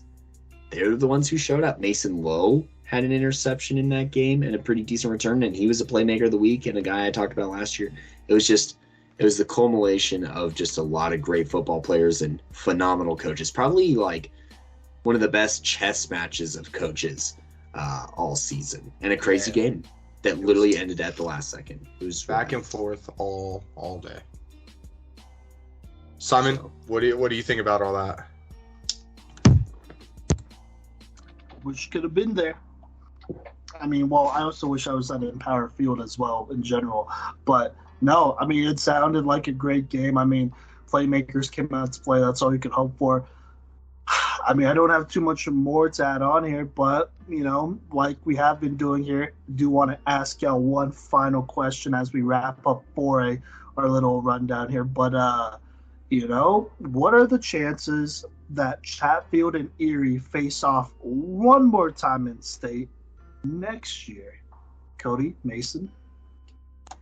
I wouldn't put it past it. I think both of these programs have a lot of young studs. Obviously, Chatfield is tasked with replacing Jake Marshall, whose combination of size and speed is pretty phenomenal. But I mean, the confidence that Jake Jones has to be feeling after completing that game-winning touchdown pass, his trajectory could be sky high from here. Because sometimes all you need is one play to go right. And he had a game-winning drive go right for him. And so, Jake Jones at quarterback could step up a lot. They still have Mason Lowe, who's entering his senior year and is going to be one of the best gadget players in the entire state. And they have 3 more seasons of Brock Narva, who's slowly building one of the best resumes, arguably in Colorado football history, with his performance only as a freshman in state. And then obviously, Erie, Blake Barnett. You're responsible for 50 touchdowns. Yeah, you're still, and he's only a sophomore. So I wouldn't be surprised. I don't know if that's where I'm going to put my money right now, but I wouldn't be surprised. I don't want to write off either of these coaching staffs and none of these players. Yeah, no, I definitely agree. And I think it all depends for Erie, I think it's more likely for them right now to go back right away. But Sheffield, I think it's how they get, and replace Jake Marshall. As long as they can replace Jake Marshall, I don't see why we wouldn't see a rematch. And man, that would be one hell of a game, and I would definitely be there. It was one wild game, and I can personally say it was probably one of my favorite games of the season. So, yeah. All right. Well, there you have it. Look, I realize I asked the question, but honestly, 4A is going to be different next year. Well, with assuming 6A is added on, because we probably won't see the same spread of teams this year as we will in the next couple years, because I know a lot of teams are moving up, some are staying. Pine Creek for sure, I think, is moving up. Dakota Ridge, I think, is moving up as well, but I have heard that maybe Chatfield won't move up. Fort Carson won't move up. Erie just moved up, so I don't think they would again. So it'll be really interesting, to see how it all ends here going into next year. That's the biggest thing.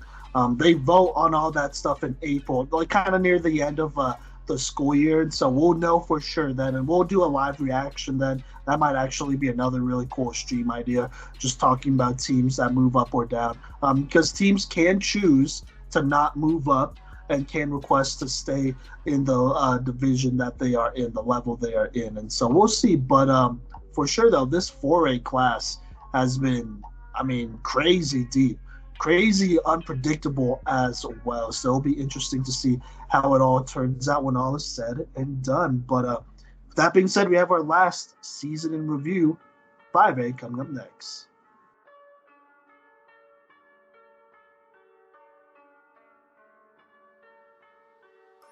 What's good, y'all? Welcome back to the Playmakers Corner podcast. We're going to finish up our season in review by talking about 5A. Now, our 5A episodes are... Oh, am I writing down here? I thought I did, but that's weird. Never mind. Well, you can go check out our 5A previews. We did break them into 2 parts. And, when we did do our 5A season previews, the season was already going on. Next year, that will not happen. We will get everything out, hopefully, by the first game of the regular season, so that you have up your 5A, I guess, thoughts and predictions and whatnot before anything goes down. But, in that first part, we talked about basically 5 teams that we feel like can make some noise, potentially make a deep playoff run and whatnot, and, challenge the Cherry Creeks and Valors of the world. Obviously, I think everyone knew this. Cherry Creek and Valor were going to be the 2 teams that we had as contenders, naturally, as Cherry Creek did win the last couple of championships, of Valor being the team that they whooped on the last couple of championships as well. But, other than those teams, we want to talk about these first 5. So let's go ahead and start with Thunder Ridge. And so in that preview episode, we talked about how they struggled last year, but we were high on them because, they thrashed far northeast. And, I mean, it's far northeast, and I'm sure they won that spring championship. That was pretty fresh in our minds and whatnot. But, I mean, in hindsight, I think every team thrashed far northeast. But for Thunder Ridge to do that, gave us a lot of reason to be pretty high on them.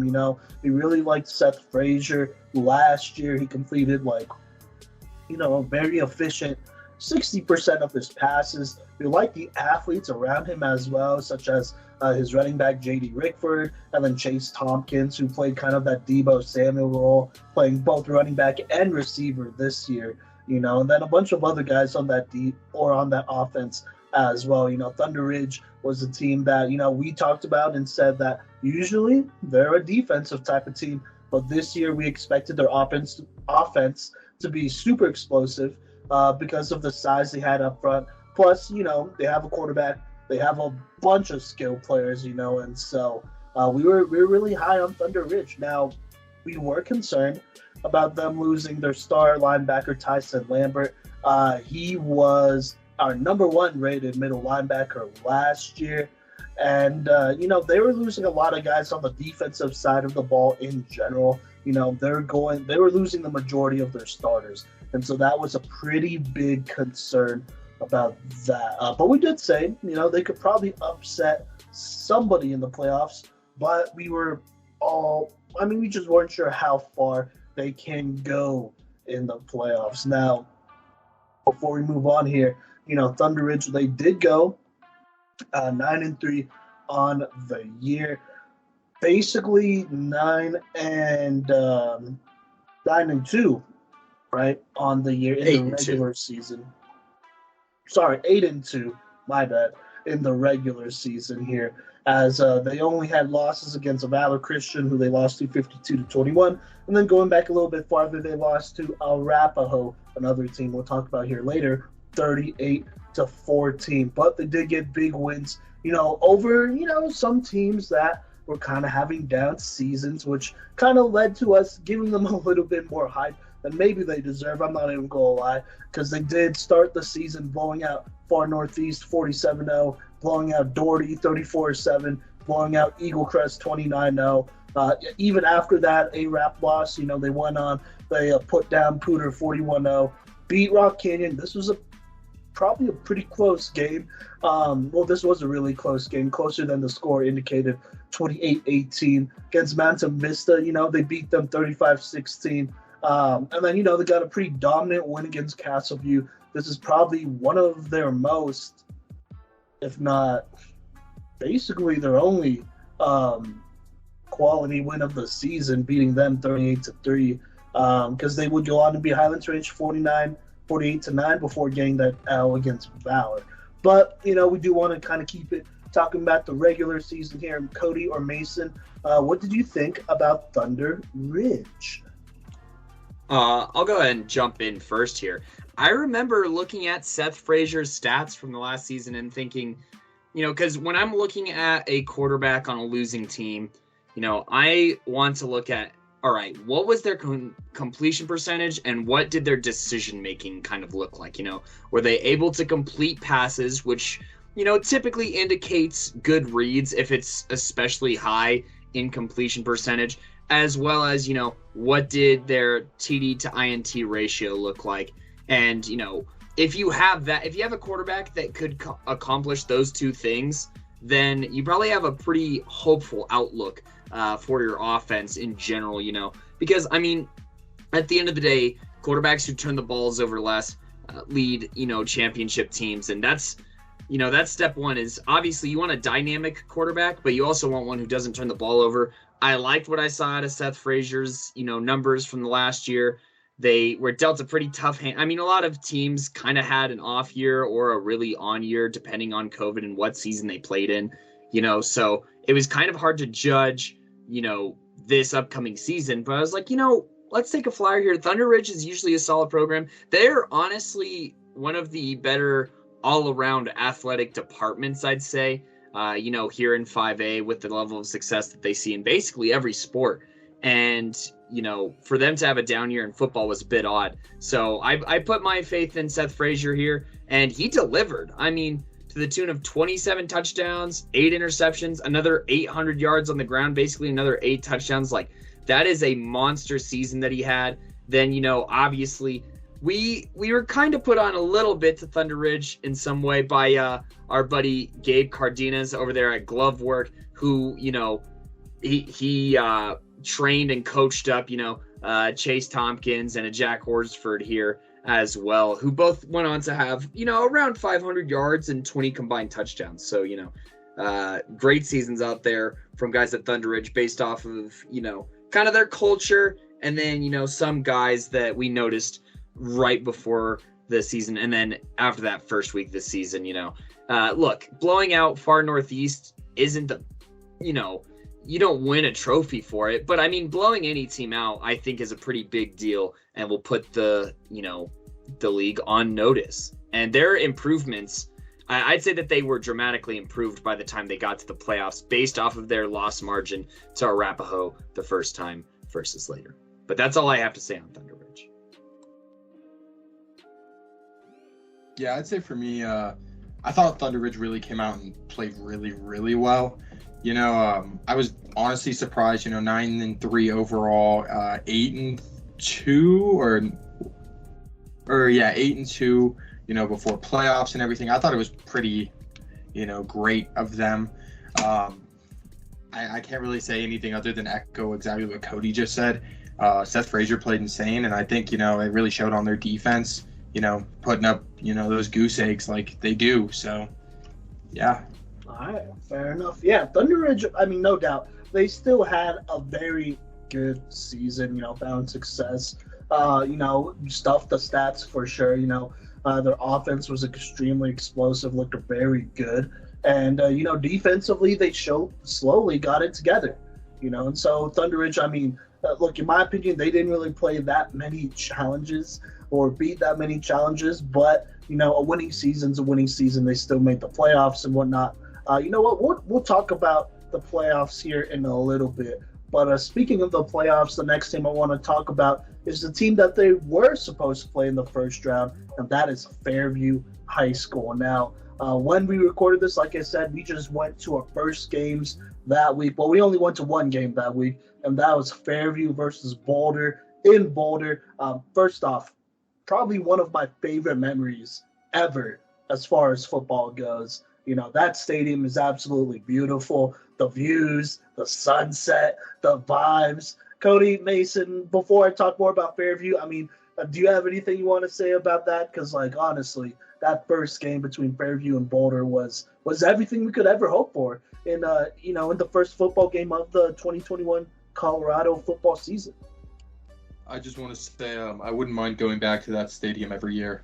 It is beautiful, man. The view, obviously we watched a really good game there, but just the view in general was pretty insane. So I would say we're definitely going to go watch that game. I want to shout out Liam Hughes, who is actually able to join us. I think that was the only game he was able to join us for this season. But, he also was there, and it was fun just hanging out with the boys and watching some football, and one of the best debuts of a freshman in Colorado high school football history. I'm willing to go on record saying that, and putting the entire country on notice in that game. But like Mason and Simon both said, beautiful view, the flat irons, the sun setting, the battle for Boulder is really what it was, and it set a loud tone for Fairview. Also, Mason learned a very important lesson that game, to not just tell me I'll take whatever to drink. It still lives every time we go and see a game. Mason's very specific on what he wants to drink now. I don't know even if I know the context of that outside of what you just said, but let's keep it going. Mason and Kodey, yes, I would actually love to go to that game every single year. First off, our boy Beckham Kritz is out there, and he's prime time. But other than that, probably the prettiest views that you'll ever see if you're going to watch a Colorado high school football game. And there's a lot. Manitou Springs has a really nice setup as well. I'm not going to lie, even though it's obviously a lot smaller than Boulder. But you know what? We're talking about Fairview here. So let's talk about Fairview here. Now, obviously, not only, just in this recording, but before even we went to this Boulder game or this Fairview Boulder game, we were concerned about them losing, their starting quarterback, Liam O'Brien, who, by the way, is going to Penn. Congrats to him. He took a year to, I think he went to either a JUCO or a prep school, something like that. And then near the beginning of that year, he got offered to Penn, and so that's where he will be going. Super smart guy, and so congrats to him. But also wide receivers, Jay Berry, Josh Rowland, two guys who are playing on the next level. That's who Fairview was losing. I think both of them played DB as well, so that's a pretty big deal, both offensively and defensively. And then Fairview was also losing their 3-star defensive lineman, Braden Wood, who is now over at Kansas State doing their thing. And so, Fairview was losing, honestly, quite a bit of talent going into this new year. I mean, this year was basically a new era. Grant Page, of course, was still there. I mean, he was going to do his thing, but for the most part, it was pretty much a brand new era of Fairview football here going into that Fairview Boulder game. And honestly, that game was hype. It got us really excited about the future of Fairview. And even right now, this season, we were really excited coming out of that game. I mean, first off, getting to see Grant Page live, it's different, man. That dude is just different. In that game, he had a very good, obviously, a performance that you could hope from one of the best athletes in the entire state. He got a rushing touchdown, a receiving touchdown, an interception, all in one game. And at least I haven't seen all of that in person since at any Colorado high school football game. And so rightfully so, he obviously won Player of the Week on the 5A level. We said he was going to be a problem just as a football weapon. I mean, Fairview obviously is known for passing the ball. Grant Page is a receiver, but in that game, they showed that they could get pretty creative running the ball as well. Obviously, they had Zach Lewis and, a couple of those linebackers carrying the ball kind of in that, power back role, but then they would put Grant Page at Wildcat and basically run it with him as well. And so that showed a very, very, I guess unique forward of their offense that they had developed with Grant Page there. So, that way, Beckham Kritza didn't have to do all the rushing himself. And so we liked what we saw there. We really liked Zach Lewis. He was obviously one of the leaders of this team and of this defense. We looked to him to be a big part of this defense, which he was. Me and Mason were really high on him. Fortunately, he just did finish outside of our 5A DPOY finalists, which we will drop eventually here, but was definitely in consideration there. And then, the biggest thing about Fairview was their offense, like always. But we were excited about the young offense led by freshman quarterback Beckham Kritza and his boy freshman wide receiver Jordan Rochelle, who in this first game showed off great chemistry, off the bat. They were doubling Grant Page and all that, and that was fine. And that allowed Jordan Rochelle to really get open and, make the most out of a lot of opportunities. I think he caught 2 touchdowns in his first game, that rivalry game there. And, altogether, we just liked how they spread out the ball, let their playmakers work. It was a good deal. Fairview looked extremely strong. We also said that, Beckham Kritza, he put up really good numbers, but that was only the floor to his potential. He could have done a lot more damage there, and he still threw for 300 yards because I'm pretty sure he had kind of a tough third quarter because Grant Page would come out for that. And so that was obviously a little bit of a concern, but as a freshman quarterback of a spread offense, what more could you be happy for? He did his thing, and, that led us to be really, really excited about Fairview. And honestly, Fairview's season did not go as they intended. They did go 6-4 in the regular season, and that does include a devastating loss, not only to Chaparral, but, to their team in general. Kodey, do you want to talk about that and talk about the regular season as well? Yeah, so, obviously that opening game, super impressive, riding really high on them. And then I went out to that Chaparral game, and I tell you, it was like a punch to the gut that knocked the wind out of this Fairview team. Not only did I witness it completely halt their momentum in this game and kind of suck the air out of any chance of winning this game, but I think it carried over very strongly into the next week as they did get thumped by Legacy 38-8. Legacy, obviously, they have some great athletes there and some great defensive backs. Listen to our top corners as well as honorable mentions, our top running backs list. And, I think that this just kind of threw a wrench in their whole season. Beckham was definitely using Grant Page as a security blanket. You could see in the very next week, actually, I watched the highlights of the Castleview game after Boulder.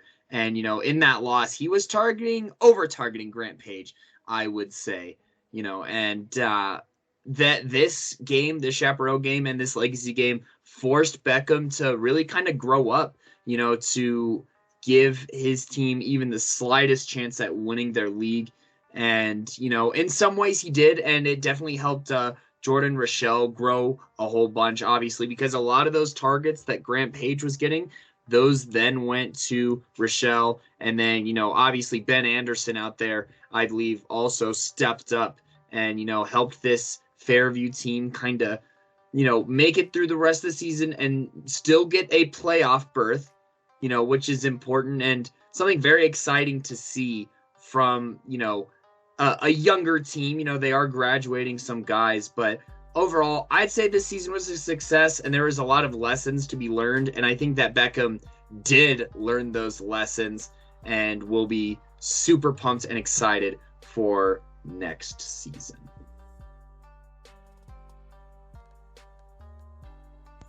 Yeah, no, I think. Well, sorry. Go ahead, Mason. I just wanted to shout out, our number 4 offensive lineman, our interior offensive lineman, Nick Worcester over there, getting it done for this Fairview team and helping Beckham. You can't throw the ball without a line, and he's probably one of the best pass blockers out there. So shout out to him. Yes, for sure. Nick Worcester, very good season. I mean, when you look at his film, his pass blocking was, outstanding. Pretty much time after time. Run blocking could have been a little bit better, I guess. But other than that, he was one of the best pass blockers in the entire state, hands down. But Fairview, they had some learning to do here. Obviously losing to Chaparral and Legacy, both of those teams are pretty solid teams as well. It's tough. There were definitely some growing pains there, but I think it was needed because it made Beckham and everyone on that team basically better players in the long run. It's easy to rely on a Grant Page and whatnot. That's fine, but it's harder to face that adversity without a proven guy like that. And I think honestly, I was just looking at Beckham's film the other day, getting ready for a little film analysis here eventually. But, it looked really good down the stretch as well. They would play Rocky Mountain, beat them just barely 20-14, but a very good performance from Beckham Kritza and Jordan Rochelle in that game. And a lot of guys in that game as well. Then they would go and play Fossil Ridge. This was kind of a game that they really, really needed to win to, keep their playoff hopes alive. At this point, they were 3-3, or 4-3. And so if they drop this one, it would make him 4-4, and then, it could get a little complicated from here. And so, they kind of turns it up. They beat Fossil Ridge. That does include Nathan Hallmark on that squad. And a nice little passing game over there as well, led by Tyler Kubat, who's somebody that we're going to have to keep an eye on for next year because he was a passing leader as well this year on the 5A level. Fossil Ridge low-key had a very, very solid season behind, the likes of Nathan Hallmark, obviously, their star edge rusher, and then having Tyler Kubat in that explosive passing offense. And so, for Fairview to beat them 25-23, that's a nice gritty game. I like that win a lot. Then they would go ahead, take care of business against Pooter, beat them 36-24, a little closer than some would expect. And then surprisingly would drop this game against Horizon 38-33, dueling, I believe, a fellow freshman quarterback, Kodey, in Alex Birch, actually, who had a really nice game. Like, okay, here, let me go ahead and say the stat lines for these two quarterbacks in this game, because I really do think these two quarterbacks could be the future, or, well, will be the future of Colorado High School football moving forward. Beckham Kritza, 54 pass attempts, but 38-54 for a 70% completion rating, for 444 passing yards, 3 touchdowns, 1 interception. Alex Birch for Horizon, he went 29-42 for a 69% completion rating, so 1% lower, but threw for 382 passing yards and 2 passing touchdowns. He also had a rushing touchdown. Oh, and Beckham also had a rushing touchdown as well in this shootout. And so that was a very, very fun game. Low-key very fun game, because I think some people, well, even myself, overlook Horizon, but I know for a fact they have a very good young quarterback in Alex Birch out there for sure. And so Fairview, would get into the playoffs. That's what matters. They had a playoff matchup against Thunder Ridge, and then we'll talk about that later. But obviously, they did not play in that game as it was a forfeit. Well, let's keep this thing going. Let's talk about the Centennial League here, actually, for a minute here. So I'm going to talk about 2 teams here. First off, I'm going to talk about Grandview. Grandview, we really put them on here, even though we probably didn't mean to before the season. But after that Pomona game, that really put us on, honestly, because it was like, okay, they were able to win a, gritty, tough, challenging, first off, just all around awesome game, to start the season. And obviously both of these teams did have first year head coaches and whatnot, but regardless, the talent pool doesn't lie. They have good talent over there. And so, we really liked what we see. We were excited about their defense led by Caden Rulo and Malik Singleton. Also, we ID'd Musa Al-Safar, the running back, Mason's favorite player, very early on, someone who could be a serious problem and be the obvious lead back out there, which he did. And then we also liked the debut of sophomore quarterback Liam Zarka. He made some big plays, including a very key strike to Charlie Dick for a 70-yard touchdown that would bring Grandview closer to getting that dub against Pomona, and was a big reason why they got that dub against Pomona. And then I said, this was the quote that I said about Grandview, this could be a defense that scores a lot on defense. So nothing too crazy there. But Grandview, we were excited about their defense. They would have a top defense in the entire state. We knew it would be a defense that, could potentially help them make a deep run. And then this offense they're developing. We like Musa Safar. We liked what we saw from Liam Zarka in that first game. And so, we were confident that Grandview would be able to make a nice little run this year. Now, the other league in the Centennial League was y'all's alma maters, Arapahoe High School. Obviously, love their defense led by Jackson Adams and Jared Ramos, who we predicted to terrorize offenses around the state, which is what they did. Their defense was going to be their strong suit. That was obvious. Kodey, you predicted that they should each record that this defense as a unit should record a sack each week. I don't know if that happened, because ARAP is very inconsistent with putting in sacks, but I would say that's pretty realistic, so we'll say that. We also shouted out Pyrese Miller as an excellent athlete who can contribute on both offense and defense. Talked about how their backfield should carry this offense. That does include Pyrese Miller and DJ Montoya. But I did say I need to see Cole Hansen take a significant step forward for them to have a chance at state. That was my exact words here. We also said that Thunder Ridge and Grandview games were the 2 games that we said they should be ready for, obviously not including Cherry Creek. And then we said, I don't know if this was me or Kodey, but someone said by the time you face Cherry Creek, No, this was Kodey. He said, by the time you face Cherry Creek, you got to be either 6-0 or 5-1. If you're not that, you're not legit. And then, Kodey, I asked you if you could put it in percentages. What is the percent that Arapahoe had at going to state? You said 15%.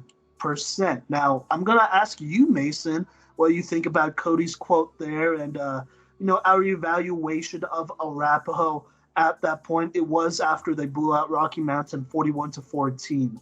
Just keep in mind, and they were going to play Heritage later that week. But what did you think about that? And then what did you think about ARAP's regular season here?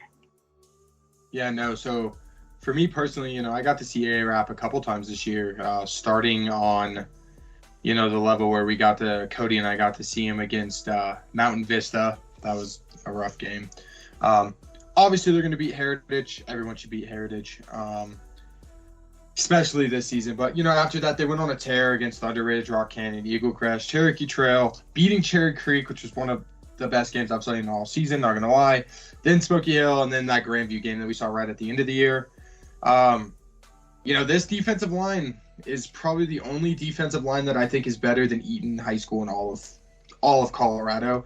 So, they obviously got it done, and their inconsistency on stats is kind of sucks to watch because I'm pretty sure they recorded at least one sack in every single game, if not more, with just Jared Ramos alone being, let's see, how many sacks did he have?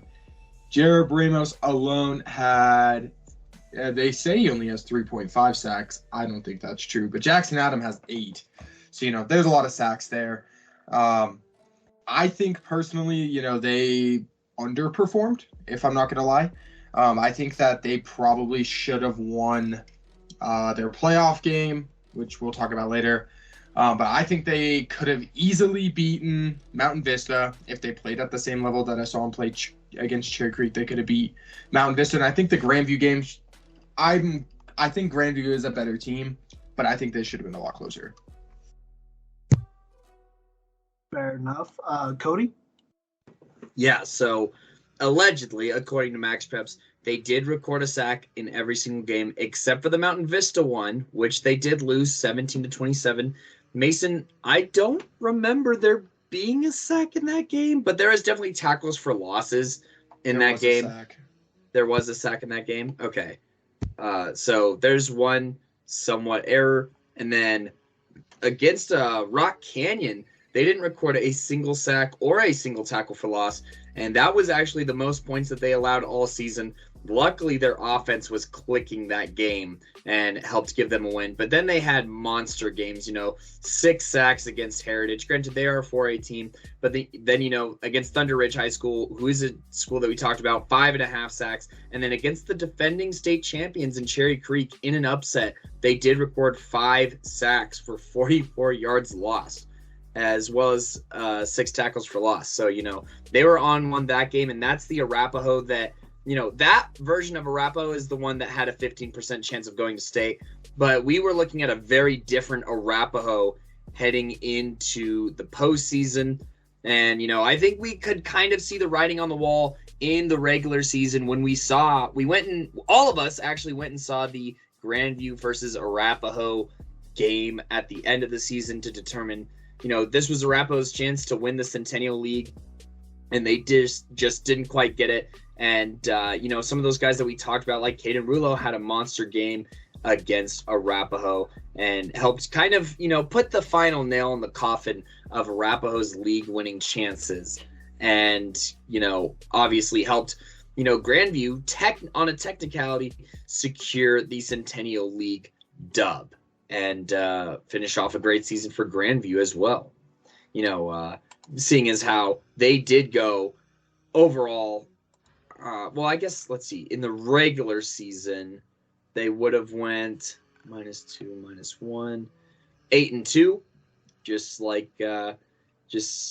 like Thunder Ridge, but against a much tougher schedule. And they went blow for blow, I would say, as well, with Cherry Creek in a tight loss. Just quickly summarizing those 2 other Centennial League teams that we had our eyes on, I should say, in the season preview.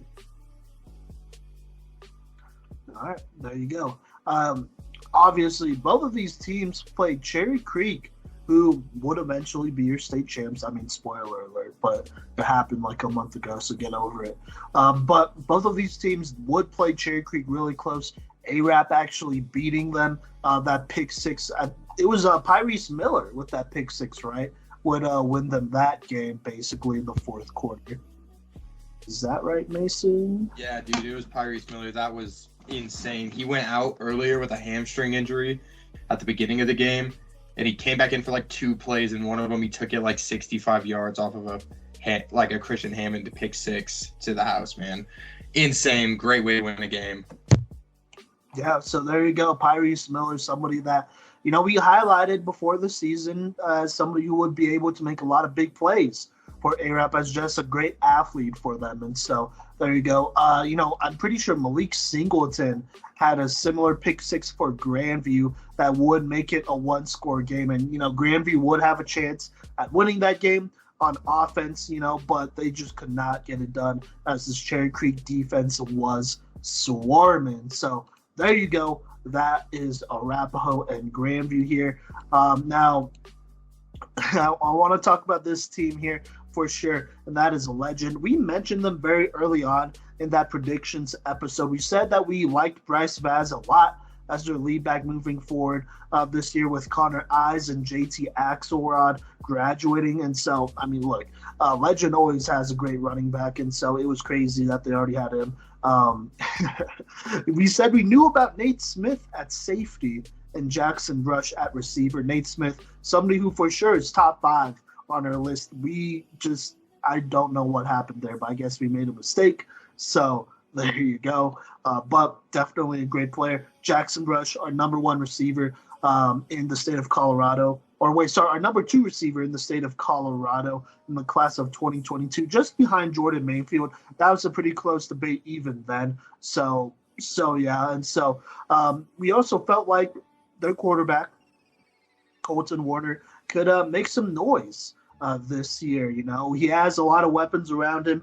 It would be pretty tough for him to not play well. Just going to be completely real with you. He's somebody that is... He's up there, We're doing our top 5 seniors quarterback list here soon, and he is definitely up there. And so we'll see how that kind of, figures out itself later on. But definitely a stud this year.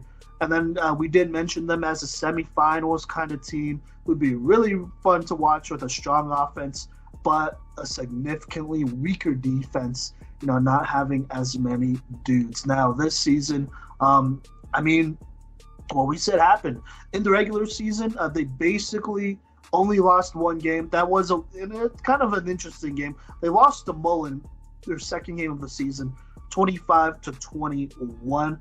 But, this Legend offense was rolling throughout the season, dropping 42 on Ponderosa, 418, but still a solid 418, to start the season. Then dropping that Mullen game, and then dropping 35 points on Smoky Hill, 34 on Mountain Vista, 42 on Westminster, beating Pine Creek in a very close game where Bryce Vaz had one of his signature games, arguably just going crazy and showing that he's a offensive weapon. Both as the running back and as the running back who could play a little bit of receiver as well, where they beat Pine Creek 26-23. Riding that wave, they get another close dub against Regis Jesuit, who had a very good defense as well, just barely beating them 42-41 at this point. Legend is rolling with those 2 close dubs. They would go on. I would be at this game against Douglas County. I thought it'd be close, but this Legend offense proved to be too strong as they would beat them 49-7. They would repeat that score against Doherty, beating them 49-7 as well. They played Chaparral, beating them 45-14. Jeez. And then they would go on and end their I can't tell if this is playoffs. I don't think this is playoffs. Their game against Rock Canyon, but they beat them 28-14. Legend just absolutely rolling here. Just having an explosive offense, weapons all around. And for the most part, we were right, if you look at where Bryce Vaz Jackson Brush, possibly Colton Warner, ranked on our top 5 seniors list. There's a reason why they ranked so high. It's because they had an excellent season here. Kodey, I'm going to actually throw it to you because you did help me rank both of Bryce Vaz and Jackson Brush here to some controversy, especially about Bryce Vaz being our number 1 running back in the state. But I'm going to let you take this one and talk about Legend in the regular season before Mason does. Cool beans. So, Legend, they're a team that's kind of always been around, but, they were especially impressive this year. They had one of the most well-balanced offenses with about 2,500 passing yards and nearly 2,200 rushing yards. And you love to see balance like that. I think that was a huge reason that they went as far as they did. That Rock Canyon game was in the playoffs, actually following their bye, seeing as how they were going to face the winner of Smoky Hill Rock Canyon. But anyways, back to, just the talent that this squad has. I mean, not only did, I help you rank Bryce Vaz as well as Jackson Brush, it was pretty easy ranking them where we did. They just popped off on film. The only critiques I would have, is Bryce Vaz. He was struggling in that Mullen game, but then we never saw him struggle like that again. That Mullen game, I did get to talk to Jackson Brush as well as Breckham Reiser or Reeser. I forget how he said his name in the interview. So just stay tuned for that one. But anyways, I got to talk to those guys and they said, it's just a game that kind of got past them a little bit, but they think that it helped kind of dial in their team for the rest of the year. And that's something that I'd probably have to agree with, honestly, just with, the circumstances of that game, the implications of that game and whatnot. So, I think it's a tough game to lose, but it's one that ultimately, helped this team out in the long run. And Mason and Simon, I don't know if you guys heard, but is it Luke Sandy? Is that the D tackle's name? Yeah. He got offered to Northern Colorado. Yes. Hey, shout out to Luke Sandy. So yesterday or today. Mason, I want to hear your kind of raw reaction to that and how you think that, offensive or defensive line impacted Legend season here. And if you were surprised at how successful they were in the regular season. Okay, offensive and defensive line-wise, they got some dogs over there on the defensive line. They got some big dudes over there at Legend, man. They're insane size-wise. Yeah, but no, their defensive line got through. Okay, I'm not going to talk about the playoff game that I saw them play in yet, but, I'll talk about that later. But, I saw them get through a lot. And then offensively, obviously with Bryce Vaz being so just dominant, that doesn't just come from him being, an absolute stud, which he is. There's a reason he's number 1 on the list. But, him doing 1,716 yards this year with 24 touchdowns, that comes behind the big boys on that offensive line. And they know how to run the ball, and they know how to run it effectively. They got it done all year long and got it done in the playoffs on a game that, kind of messed up part of my bracket. But, we'll talk about that in a little bit. Well, there you go. Congrats to Luke Sandy. He was one of our highest rated interior defensive tackles. I think he was rated number 3, if I'm not wrong, Mason, behind Bo Dowdy. Is that right? Yes, that is very right. So there you go. I know he's also getting recruited to play line. I think you do both. And, huge shout out to him, man. I think he deserves it. We called him a D1 type of guy. So, there you go. To be honest with you, I think UNC got a steal there. I think he could probably play at a higher level. So, him over there with Marcus Howard, we could see something dangerous. Yeah. That was, for sure. I would have to agree as well. That's a very quality pickup by Northern Colorado. Their defense making some moves now. We see y'all for sure. I want to put some respect on their name, but let's keep this thing moving though. Okay, so we talked about those teams, all right? But I also want to talk about the teams that, we predicted as our main contenders, plus, our picks to win state. And so that's Valor Christian and Cherry Creek. Let me go ahead and throw down basically what we were thinking about with these two teams. I mean, at this point, it was inevitable that they were going to meet again. We could have predicted that in the preseason. I think most people did. Cherry Creek winning it last year 20-0 in a very dominant win. You had a lot of seniors on the team: Chase Penry, Miles Purchase, Al Ashford, Julian Hammond, Gus Zelinskas. I don't know why I blanked on his name, but Gus over there, Gunnar Helm, who's over at Texas right now. They had a lot of D1 guys, so no surprises there. They were pretty good, pretty good for a reason. And so the story was with this Cherry Creek team, basically they're returning like two or three starters. One of them is also a lineman in George Fitzpatrick, a 4-star lineman, our number 3 rated one in the state of Colorado, at least, as far as offensive tackles go. So there you go there. Or wait, sorry, was he number 3 or number 2, Mason? I might have been mistaken. No, he's number 3.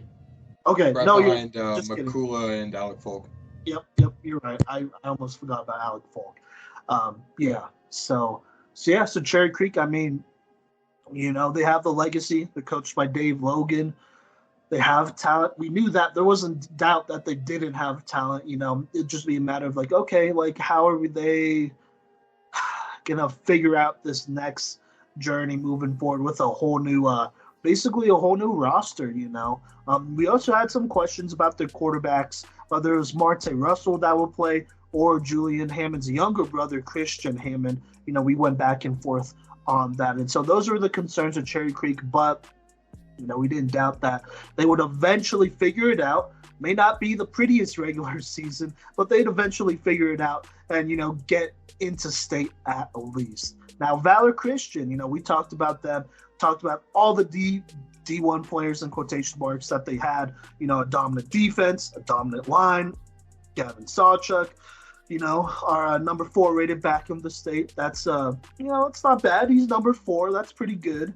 Obviously he's going to Oklahoma too, so that's cool too, I guess. But, Valor Christian was absolutely stacked. Our biggest concern was their coaching staff. Straight up, it was just straight up their coaching staff.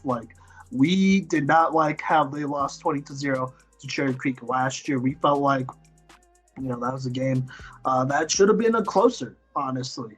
There's no reason that Cherry Creek should have just absolutely blanketed them like that. They should have at least scored, is what we were saying in the preseason here. And so, we predicted Cherry Creek to win state, I believe.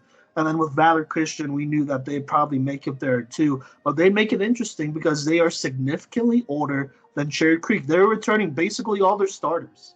So at this point, there are no excuses. You either win it or you don't. And with their coaching staff, obviously at the time, and I mean, it's not really just an at the time thing. This is kind of who they are, but there are definitely things about homophobia and stuff like that going around about their administration. And, that I believe it was a volleyball coach, right, Kodey? Yes, it was I believe it was it was an assistant volleyball coach who might have been the head JV coach, who did get fired or asked to resign or asked to change, however they want to spin it. But very arrogant culture over there at Valor Christian High School that, was kind of reinforced by some of our interactions lately. But we'll talk about that, later when we're pouring all of the salt in the wound. So. Yeah, we still have some stories to tell, but obviously Valor Christian had, how should we say this? How should I say this? We were concerned about their judgment, straight up. We questioned whether they hired the right coach. We questioned whether they had the right morals. We questioned whether they had the right, just everything, motivation, whatever, Valor Christian was coming off as one of those teams that we talked about in our Colorado football culture thing. Check that one out. I know that tweet is pinned on our Twitter if you want to check out the specific episode there. But, they're coming off as one of those teams that only played football for, just to say that they did play football. You know, they're coming off as over arrogant and all of that stuff. This year, they needed to change, you know. And so we threw out a lot of things at them. We also said that they didn't know how to throw the ball. Look, in the regular season, they figured it out slowly but surely with Colton Allen. I did message him kind of near the end of that regular season. I said, hey, man, you're killing it right now. Keep it going, dude. You're playing great football right now. You know, do what you do. And he was really polite. He said he appreciates us and all that, and he would do his best and whatnot. And so that was probably the only positive, you know, interaction I've had with a Valor Christian player, probably outside of Jake Mikula there. But other than that, you know, those were the concerns you had about Valor Christian. You know, a lot of things internally there, and especially when it came to game plan wise, we knew they couldn't really throw the ball super well, or they just weren't. I don't know. They just weren't built like that. So yeah. But here, we'll save all the Valor Christian stuff for later. To be honest with you, yeah. How is that okay? Like, we could save all of that for the playoffs. I mean, no surprises here. They went undefeated, you know. But Cherry Creek had a much more interesting story here. So I'd like to hear what y'all thought about this Cherry Creek team here. You know, in the regular season, because they did have a lot of ups and downs. Kodey, you and I actually got to talk to a lot of these guys at media day before they went to state. Spoiler alert there. But, you know, they gave us some insight about how that regular season went. And I believe so did Coach Logan as well. But Kodey or Mason, do y'all want to talk about Cherry Creek here? Yeah, no, I can definitely say, you know, Cherry Creek plays one heck of a defense. Shout out, you know, Angelo Petritas over there, you know, watch out for the 5A awards. He's one heck of a sophomore. That's all I have to say there, you know. Wasn't he leading the state in tackles? Is that true? That dude is 5A, I think, yeah. Yeah, that dude is insane, man. I actually coached him, so shout out to him. But you know, the Chandler game, I watched it on live stream, holding Chandler to 17 points. That is not something that happens very often. Just not going to lie there. But, you know, then them losing to Arapahoe, that was all just because their offense didn't really get it figured out. But how could they get it figured out when you have Jared Ramos and, you know, Jackson Adams in their face the whole time? But, you know, other than that, I think this team, you know, did an exceptional job coming back with, what'd you guys say, 3 starters from the year before? You know, just playing with that many people new to the starting roles, you can't beat that. That's just player development through and through. Kodey, what do you think? I agree. I mean, we knew that they were graduating a lot of guys, but it was still eye-popping to, you know, see Dave Logan at Media Day and hear him talk about just how many it was. I mean, it was more than 22. It was more than a full starting lineup, you know. So they lost a lot of depth. They lost a lot of experience. They lost a lot this offseason. And so, you know, that was our biggest worry heading into this season. And, you know, I think that it showed sometimes. And getting to talk to those guys at Media Day, I mean, they did start off the season with a 73-0, you know, point margin.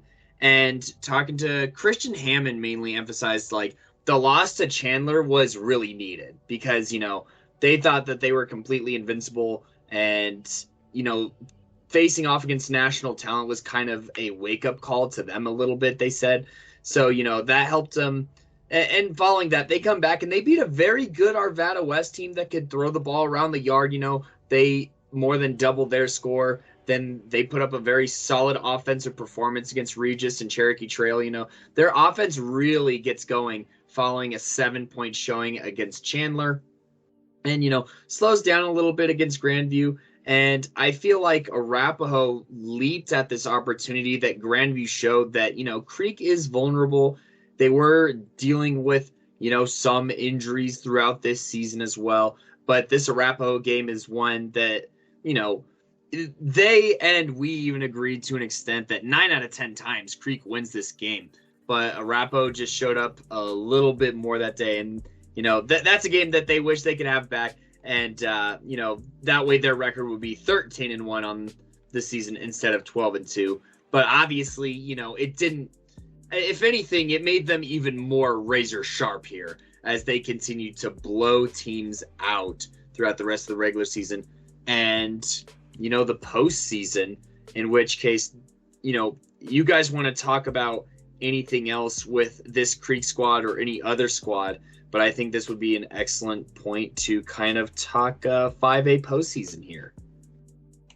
Well, before we do that, there are definitely a lot of other teams that we should talk about in the regular season as well. But first off, I would have to agree about Cherry Creek and Valor. Cherry Creek had a great defense. I think offensively they're kind of putting it together. Thought Marty Russell was that guy, but it would end up being Christian Hammond, who, I got to give him a lot of credit. He would eventually figure this thing out and right this ship here and get this offense going. And he knew that. Look, he took accountability and, he just grew and he got better every game. And so I think that's really important to keep in mind. But, before we move on, talking about the postseason, I do want to bring up Columbine. I don't think we mentioned them at all in that preview, but we didn't at all in that preview. But they were a team that we really didn't consider as, like a true contender, just because we knew they couldn't throw the ball. We knew they had a great defense. We knew they could run the ball really well. But personally, with this talent pool, we didn't think they would be able to do all that for sure, And so Columbine didn't have too bad of a season at all, taking away the 3 playoff games they had here. They went 7-3, or wait a second. Yeah, 7-3 this season, which isn't bad, Of their 3 losses was against Valor Christian. They only lost to them 35-21. They played them pretty close. Gotta give them credit there. Arvada West, Arvada West was kind of on fire, by the way, with Ethan Cook over there and their great passing game, just like Fossil Ridge, They had a very, very similar passing game, and unfortunately he did get hurt before the playoffs could start, and so we look forward to seeing him play next year. But lost to them 24-21, a passing team. And then they lost to Ralston Valley, a fellow, running team right here, 35-14, kind of by a lot there. Do y'all have anything you want to say about Columbine here? I know, honestly, I feel like we don't talk about Seth Cromwell a lot, but I think he's a very quality football player, both as a running back and as a linebacker. And so I just want to make sure that we give him some love, as well as some of those linemen over at Columbine, like Trace Williams-Mitchell, Rocky Shields, all those guys. Seth. Go ahead, Cody. Oh, thank you. Seth Cromwell was our Playmaker of the Week in Week 2, and a consistent, guy to look at here for this Columbine team. And I remember the Columbine versus Valor game, I kind of tried to spin it as a Seth Cromwell versus Gavin Sawchuk showdown that, Mason eventually got to watch. So, he watched, or at least broadcast-wise, got to watch Seth Cromwell in action. Now, I know that Seth Cromwell, he got like around a C, in my grading and just narrowly missed out on our list, but was one of the more powerful backs, in consideration for top backs in Colorado. I just wanted to shout out, in that Valor Christian versus, Columbine game. Valor Christian has, one of the best offensive lines in the league.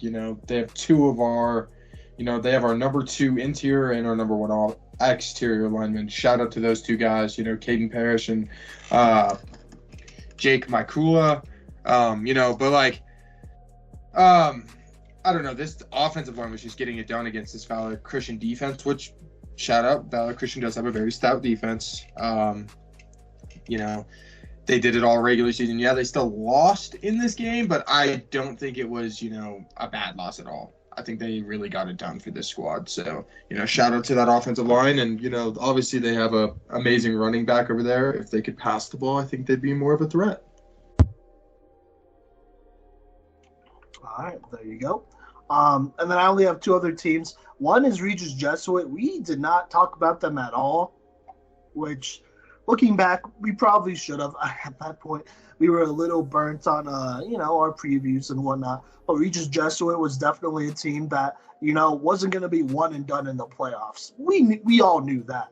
I'm pretty sure. We knew Regis Jesuit was too good for that to happen. And, our biggest concern with them, though, was their offense. I know they have the Carroll brothers. The quarterback play for me, a little sporadic. I don't know. I just really wasn't buying into it too much there. And then offensively, if your quarterback is kind of all over the place, that's usually not great defensively. He didn't have a bad season. He will be coming back in next year, and so I'm hoping for another jump here. But did throw for 1,482 yards, 14 touchdowns, 3 interceptions in that game. And he also rushed for 666 rushing yards and 8 touchdowns this season. So there you go. Regis Jesuit also had a very good defense led by oh my gosh. It's okay, I want to say it's Nuni Tuateli. Yeah, that has to be right. That's as good as that gets, to be honest with you. Nuni Tuateli, obviously he's committed to Cal. Did get hurt kind of near the end of the season, which, if he didn't, that would have affected his rankings and whatnot as far as, interior linemen, edge rushers went. But still, in the time he had a very, very good season. Ezra Ikuban as well. He did his thing on the outside there. A bunch of the guys on Regis Jesuit played very good defense on the season. They didn't lose many games. They only lost 3, basically, to all good teams. Only 24-6 to Valor Christian early on in that season. Did lose to Cherry Creek by kind of a lot, 34-14. And then against the Legend, just barely lost in a shootout, 42-41. But did beat Pine Creek 24-14. Douglas County, a team we'll talk about, 34-24. Did beat Pomona in the playoffs, which we'll talk about later there. And then did beat Chaparral. Am I saying that right? Is it Chap or Chap? Chaparral. I just try and say Chap. Chaparral. Okay. Chaparral. Hey, great program, by the way. Yeah, Okay. they have great coaching over there. We should figure it out. But they beat them 56-14. Kylan Wilson and Braden Monroe should come on the show. I think that's an invite officially. Yeah, there you go. So Regis Jesuit, not too bad of a season at all. They're always pretty stout. Do y'all have any comments about Regis and how they played this regular season? I watched a lot of their defensive line film, looking at our top 5 lists and stuff. Their guys narrowly missed it, but man, they play some stout defense over there. So shout out to those guys. Jaden Franklin made our list, Mason. Okay, you're right. He did make our list, but I'm saying all of their guys, man. They are scary, bro. They're really scary.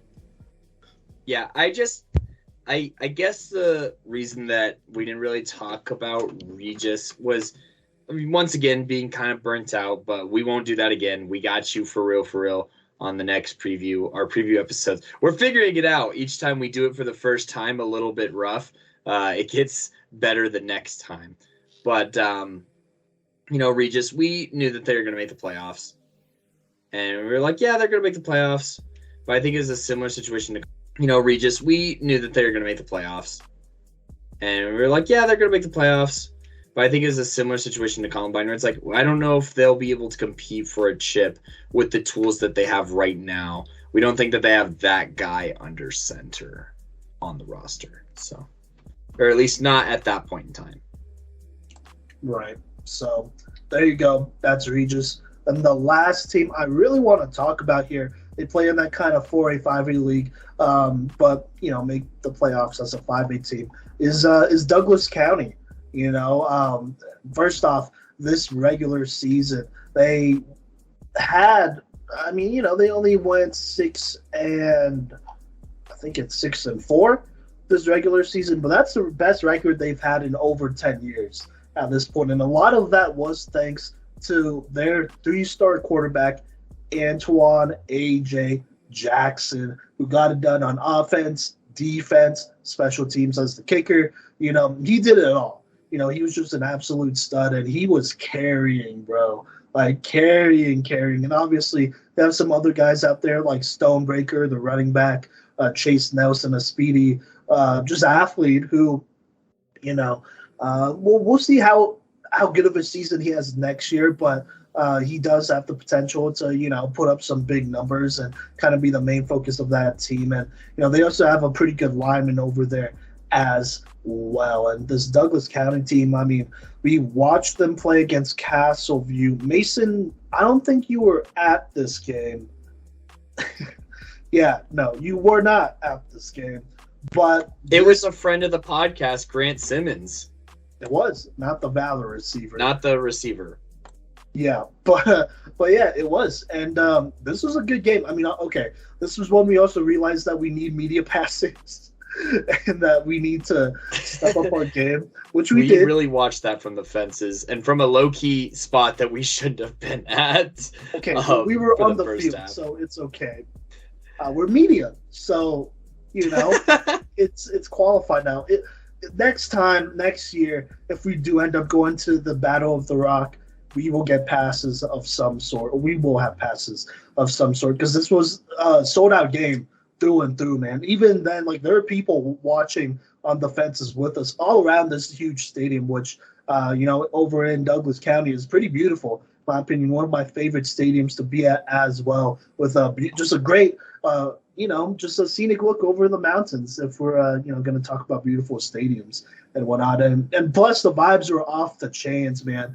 Both of these student sections were hopping basically all game.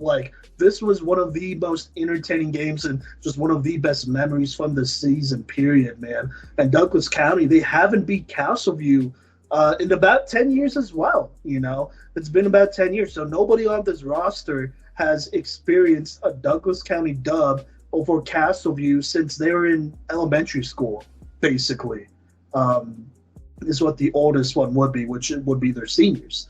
And so that was a pretty big deal. AJ Jackson, he played an excellent game. He threw a couple deep moon balls, by the way, and also shut down Blake Haggerty, who, was supposed to be that guy at Castleview, but, got shut down by a quarterback. So there you go. That happened. And, they would beat Boulder, Doherty, a couple of these other easier teams before, unfortunately, playing Pine Creek Legend, Chaparral, and Regis Jesuit to end their season, which all resulted in loss. Chaparral was pretty close. They only lost 35-32, but it's a lot to ask to beat a Pine Creek and a Legend. But, it was still a really fun ride. A.G. Jackson deserves a lot of credit. I think when people look back at this season and be like, when was the last winning season for Douglas County? I think they're going to think about A.J. Jackson and how good he was and, what a time it was to witness such a great athlete. But Mason or Kodey, do y'all want to talk about Douglas County and that experience and being able to see them twice this season? Or Mason once, but Kodey twice? Yeah, no, I want to say... Go ahead. Okay. I just want to say shout out, A.J. Jackson is an athlete, man. We watched that dude run up and down the field the whole time against Pine Creek.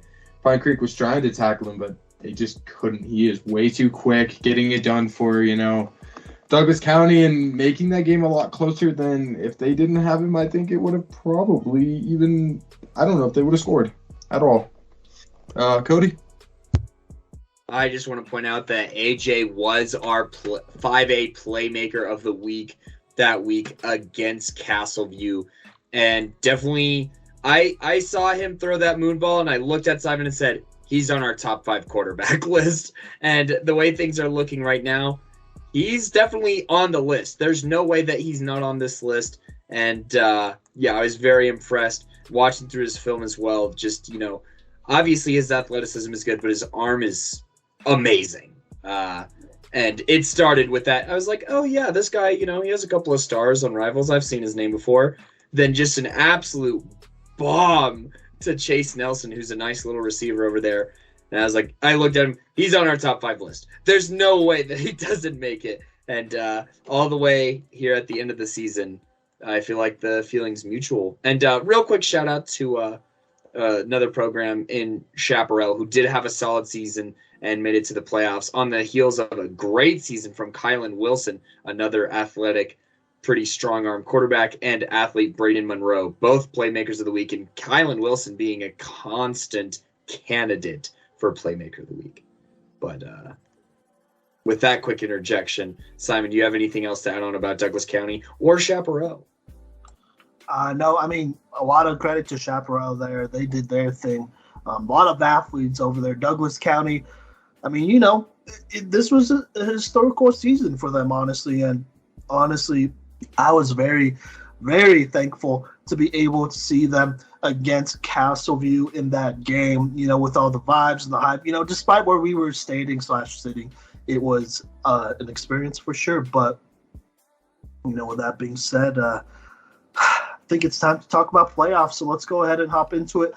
First things first, I want to get y'all's reactions to this. Thunder Ridge, Fairview, this was the lone forfeit in this entire playoff bracket. I'm pretty sure actually in all of the playoff brackets because of COVID. And, you know, I was able to cover this, so I said my thoughts about this, you know, the week it happened. I said Jordan Rochelle would send us a text around midnight right before that Friday night game and say that, you know, their season was over because of COVID. But Kodey and Mason, I want to get your thoughts on that real quick because obviously Thunder Ridge, they wouldn't play this game, neither would Fairview, but Thunder Ridge would move on with the forfeit to go ahead and play Arapahoe in the next round. I'm going to say boo, not for, you know, what happened following, you know, the forfeit, but for the fact that we didn't get to watch this game, dude. This game was going to be so freaking good. I feel like both of these teams were built very similarly, and this could have really, you know, if Beckham got to play this game, this would have put him in conversations for, like, career wins, career passing yards in Colorado history. You know what I mean? Like, missing out on one game can add up a lot later. You know, he did still crack 3K, and Fairview had an awesome season. But, man, this would have been such a sick game. But on the other hand of things, you know, you can look at it two ways here. In the next round, you know, Thunder Ridge did lose, but I don't know if not playing helped them get healthy, or maybe if playing and establishing a rhythm and getting ready the next week might have changed the outcome. These are just some things to think about, obviously, with how that went. But, you know, whoever took Thunder Ridge in their brackets, like I did, was coincidentally right, but not in the way that we wanted to be. Okay, I just want to say this game saddened me a lot because I was supposed to be the one to cover this game. I was stoked to go watch these two teams play. I took Fairview in this round, so obviously I was wrong there because, you know, Thunder Ridge. I still think Fairview would have, you know, taken the dub. Anyways, I went to go see, you know, Cherokee Trail versus Fossil Ridge. Not as fun of a game because Cherokee Trail just dominated. It was cool, I guess, to see Nathan Allmark in action over there against, you know, Travis Gray. So two great athletes in this state playing 1v1. But, it was probably one of my, like, least favorite moments about this season was not being able to go see these two, you know, battle it out. But, you know, hey, you know, it is what it is, and there's always next season, and everything happens for a reason. Well, there you go there. This won't be the last time we talk about Thunder Ridge versus Fairview, as you know, a friend of the podcast and our very own DJ Bordeaux has decided to attend Thunder Ridge High School. That is public knowledge now. Now he went ahead and announced that when this records, it'd be 2 weeks ago. Well, actually, no, it'd be last week. It'd be last week on Thursday, basically, when this episode drops on Friday. But he announced that, you know, we talked to some of the Thunder Ridge players over at, is it OTGA, Kodey, that training facility in the one we visited? I think it's over by my place. Yeah, in Littleton? Yeah. Yes. Yeah, a lot of Thunder Ridge players work out there in the off season. Shout out to them. They have a good little thing going over there, by the way. You know, we'll talk about them more later on, probably on a live stream or something more chill. But, you know, they talked about DJ Bordeaux very highly about him, super excited. And so, If there's another Thunder Ridge versus Fairview game, you got two of the youngest quarterbacks and two of the most talented quarterbacks the state has ever seen going head-to-head. That'll for sure be a good one. And so, not the last time, hopefully, we talk about Thunder Ridge versus Fairview. But unfortunately, Fairview season is over. A lot of regrets there, but they will be better. They are returning, obviously, their stars in Beckham Kritza and Jordan Rochelle, who also just got offered by the University of Colorado and whatnot, the only freshman in the entire state to have full ride offers to a D1, if I may say so. So I just want to go ahead and extend our congratulations to Beckham Kritza and Jordan Rochelle. They're the real deal here. Beckham Kritza, I think he was the lead passer among all freshmen in the country as far as varsity go, and then Jordan Rochelle was up there in receiving yards. But Kodey or Mason, what do you think about that? How excited are y'all about, Beckham Kritza and Jordan Rochelle moving forward? I think this is as good a time as any to talk about it, honestly.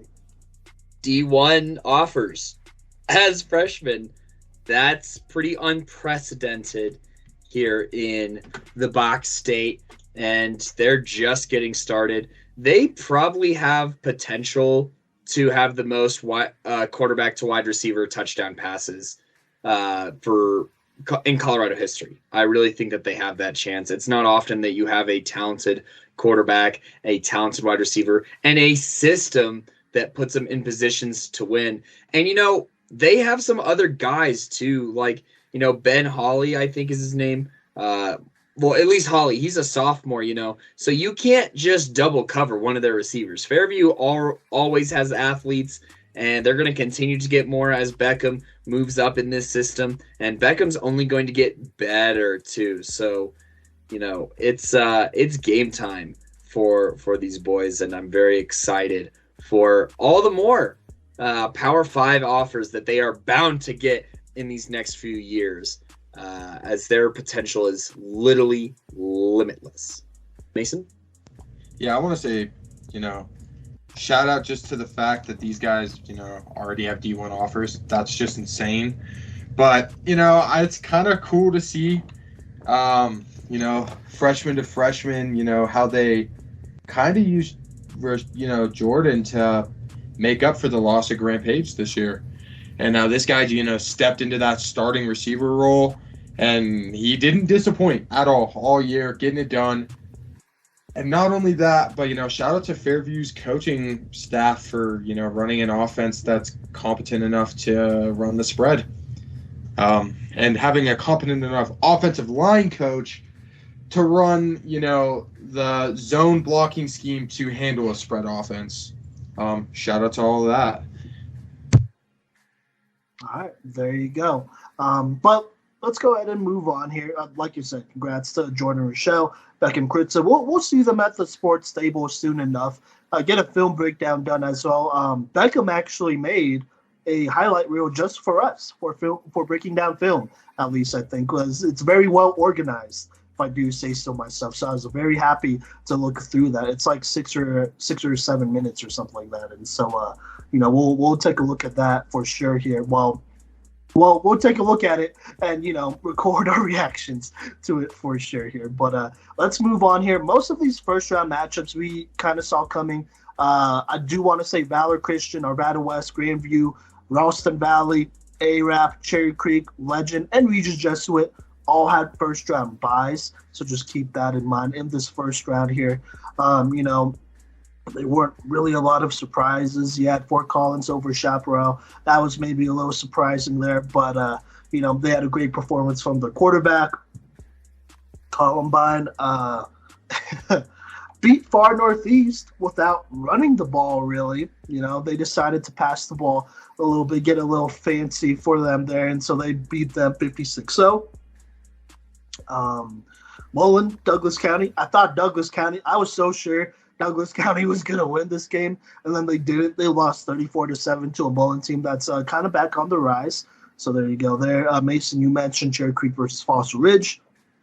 Cherokee Trail versus Fossil Ridge. Cherokee Trail winning that one pretty easily here.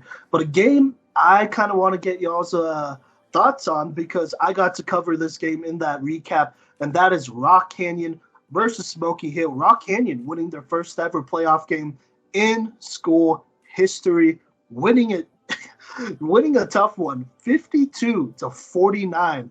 6 total touchdowns were scored in the fourth quarter. I believe Smoky Hill actually had 3 of those touchdowns that were passing touchdowns with Tyleek Bowers, basically just saying, hey, this is Anthony Harris Jr.'s last year playing football. We go make some memories happen and get mine, put up some numbers, as he found him a lot in that game to keep Smoky Hill alive. Tyleek Bowers showing us something in this last game of his junior year. But I want to get y'all's reaction to that 52-49. That's a true shootout here in the playoffs. The only shootout really here in the playoffs, if you ask me. What do y'all think about that? Rock Canyon getting their first playoff dub as well. Huge congratulations to Rock Canyon. And, there's a lot of TFG guys, actually in that Rock Canyon program. And we also saw, this lineman, with, oh my goodness. Was it OTG? I feel like it was strength and performance or who? At that workout that we went to. I don't know. I don't remember, to be honest with you. But anyways, they have a lineman there. And we got to see, some behind the scenes of Rock Canyon. And there's someone who's on our radar now. Once you get a playoff win, I mean, the rest is downhill from there. As far as, picking up momentum and just being a successful program, So, it was at OTG Athlete is where we saw that Rock Canyon lineman getting in work. He's going to be a senior this year, and I think he was an All-State honorable mention guy for that Rock Canyon program. So that's someone to keep an eye on. And, this running game went crazy. 487 yards. Holy smack, that's a lot of yards. But not to be outdone, Tyleek Bowers, put some respect on his name. Only a year after Leslie Richardson put up crazy numbers in his last game in a Smoky Hill uniform. Bowers, he follows it up with a phenomenal 143.0 QBR, 6 touchdown game in that last game of the regular season. He's coming back next year, but, Smoky Hill, they just get a tough hand playing in that Centennial League, but I think that they're a solid program, and so is Rock Canyon. Both teams who play in really tough leagues, but found ways to compete this year and also win. So huge congrats to both of those programs. I was wrong, by the way. I took Smoky Hill in my bracket, so I'll admit that on air and give a little bit more of applause to Rock Canyon. Yeah, no, definitely shout out to Rock Canyon, getting it done. Surprising me, because, I took Smoky Hill to win. So shout out Rock Canyon, and I don't know, that lineman over there, you guys saw him play and everything. You guys told me to put him on my radar, and he's definitely is for next year to, see out that next level and see if he can't make a top 5 list. So, keep doing what he's doing, and I'll definitely have him on my radar. Well, there you go there. I also picked Smoky Hill to beat Rock Canyon in that game, but, it's still a pretty close game. Shout out to my guy, Bailey Buharda. I am sorry if I am saying your last name wrong, but he is a young freshman lineman who started for Smoky Hill all season. He's like 6'3", 270, 280. He is going to be on the come up there, and so he's going to be part of a very good, Smoky Hill. Well, maybe not a very good Smoky Hill program, but a resurging Smoky Hill program that is kind of finding their footing here. So there you go. But let's go ahead and talk about the second round of the playoffs.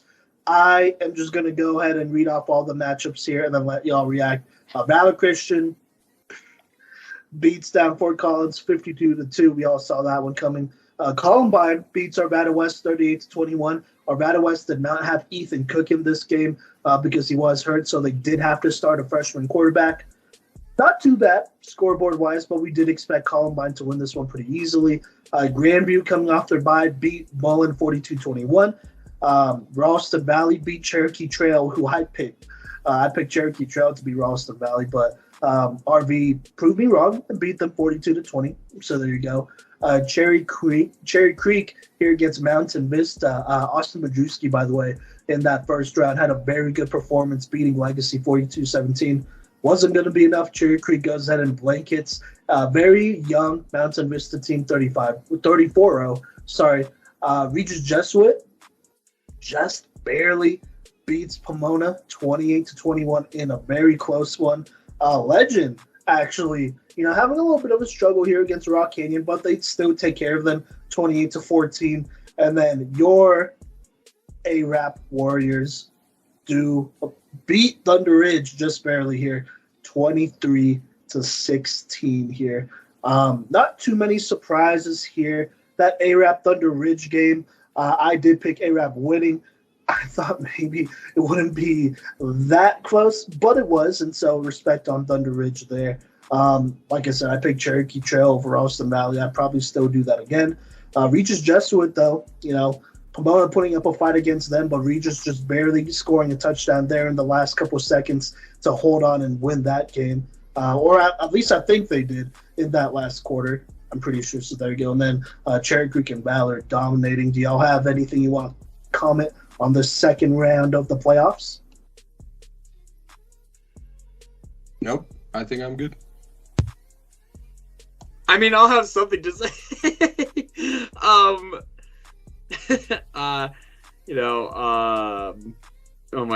Mason's brief response threw me for a loop. But I did have Ralston Valley winning in that second round. My Elite Eight was actually spot on. My Elite Eight was spot on. What do you know? I didn't have Ralston Valley winning. So, well, that's what I'm going to do. Is I'm going to give myself a little. Don't know if you could hear that, but that was a pat on the back. No, we heard it, but that's fine. Actually, my Elite Eight wasn't super far off. In my original playoff bracket, I picked Ralston Valley because I think I had I had Fossil Ridge in here, and so I don't know why I thought Cherokee Trail would change it that much, but whatever. So for the most part, my Elite Eight was Valor Christian, Arvada West, who didn't make it. I didn't know their quarterback got hurt before I made the bracket. So there you go. If I did, then I would have picked Columbine, but it was Valor Christian, Arvada West, Grandview, Ralston Valley, Cherry Creek, Regis, Legend, A-Rap. That happened to be true. I think most people kind of saw that one coming, so we'll kind of keep it going here. Cherry Creek, look, takes care of Regis Jesuit pretty easily here. 28-7. They would go on and play the winner of Legend versus A-Rap. Legend takes care of Arapahoe 35-14. Mason, I know you covered this game. You said Arapahoe was losing some players, right? Yeah, so that game, Arapahoe didn't have Exodus Johnson on the defensive line, and neither did they have Jackson Adams. Exodus Johnson out with COVID. Jackson Adams out with an elbow surgery. Shout out to Jackson Adams going and getting his, D1 offer to Air Force. Exodus Johnson, moving on from Arapahoe High School, but still, he's gonna be dominant no matter where he ends up. But yeah, no, they didn't have a lot of their defensive line, and it really showed in this game. Wow, there you go. A-Rap still had a chance to win it, but that would have been asking for a lot if you asked me. So Legend, Cherry Creek takes care of business. Valor Christian, another pretty close game against Columbine. Yeah, at least it looks pretty close. Only beating them 17-7, but that'd be enough to put them in the semis. Grandview with a close game of their own against Ralston Valley. I believe Ralston Valley actually beat Grandview earlier on in the season, kind of by a lot. Yeah, they beat them. They beat them 20. Well, not by a lot, but they beat them 24-13 earlier in the season. Grandview goes ahead, learns from their mistakes, with their passing offense and great defense over there, and they find a way to get a dub over Ralston Valley, setting up a Final Four of Valor Christian versus Grandview, Cherry Creek versus Legend. That was my exact Final Four. What about you? That was not my Final Four. I had Arapahoe beating Legend. That's the only difference. But I did have Grandview versus Valor and Cherry Creek versus Arapahoe. I was spot on with my Final Four. And I just want to touch real quick. That Valor Columbine game was a very grimy, grinded out kind of game that was tied 7-7 until late in the third quarter when Sawchuck ripped off a, pretty long run to get Valor into scoring position, I should say. And then, this field goal was it was basically just for fun with how much time was left in the game. So really it was more of like a 7-14 game, but a very defensive game and a lot of failed fourth down conversions on both sides. Something that will come back later. But anyways, Sam, you mind if I kind of talk about this Final Four and what occurred? I mean, it's not a lot to talk about. Yeah, nothing. I mean, what we expected happened, but go ahead. I mean, both of the top seeds waxed the lower seeds. Also, seeds 1, 2, 3, 4 were there. But, I mean, we talked about this in the season preview about how Valor and Creek were they were just one step ahead of everyone, and that shows in games that had 31 points of difference in the Valor game and 34 points of difference in the Legend game. So I think that kind of brings us to Championship Sunday, unless you guys have raw reactions to that. No. I mean, Legend I don't know. Cherry Creek put a lot of points on Legend really fast. Not even going like Coyote Jr. had himself a day. So just wanted to shout him out there. Playmaker of the week. Yeah. No doubt. It was obvious he was going to win it. Blake Purchase made some really big plays in that game, too. I need to shout him out defensively, just being a menace out there. But Coyote Jr. really putting that pressure on Legend, and they just couldn't keep up, and obviously playing a really good defense is hard, too. Valor versus Grandview, going to be honest, I didn't think it'd be that bad, but it was. And so for the third straight year, right, it's a Valor Christian versus Cherry Creek. Cherry Creek being the defending champs, the two-time defending champs. At the time, I picked Valor Christian to beat them because, look, I picked Valor to beat Cherry Creek in my original bracket because I was definitely a little bit more concerned about this offense. I haven't really seen them, explode for a ton of points yet. Against some defenses, they definitely could have put it to just a little bit more, and look, that's my explanation when I talked to Arden Walker over DMs because he was like, yo, why'd you pick Valor over Cherry Creek? And I was like, hey, I like Cherry Creek a lot. I think they're going to state, but their offense needs to show me just a little bit more. And in that Legend game, to me, they showed me a lot more, to be honest with you. But I decided to stick with my Valor Christian prediction. Was anybody else going to pick Valor in this state game, or was it just me? I took Valor. Okay. That's okay. I also took Valor. Okay, so let's talk about why they're a disappointment. First off, Cherry Creek won 21-0. Here, actually, I want to let y'all talk about it real quick. What were some things that really stood out in this game? I'd like to say shout out to Dave Logan for taking his foot off the gas like he always does when, he's dominating on the defensive side of the ball because, Valor can't convert a fourth down or a third down to save their life in this game. So, he took his foot off the gas and just kept going 3 and out, running the rock, throwing incompletions. I wouldn't be surprised if he told him to throw a couple of the incompletions. So, shout out to Dave Logan for taking his foot off the gas because he didn't have to do anything. Yeah. Okay. So there is a lot to talk about for this game as far as, Cherry Creek being one of the greatest dynasties of all time, Dave Logan being the best Colorado football coach of all time, and it's quite frankly not close after blanking a 4-star recruit 2 years in a row in a state championship. the Valor play calling was super uninspiring this entire game. Valor, they run a hurry-up offense, and, I think they had the fastest 3-and-out I've ever seen in my entire life, punting within like 15 seconds as they got stuffed 3 runs in a row. And hey, give them credit. It was like 26 seconds. Okay, 26, whatever. Anyways, it was a very boring game to watch. Easily the most boring championship game, probably the most boring championship game for the second year in a row. And, I mean, it's bad enough that we have to see the same 2 teams every year, but it's even worse when one team just keeps winning. It's kind of like Cavs and Warriors, but after the 3-1 thing, where it's just Warriors, and it's just really boring.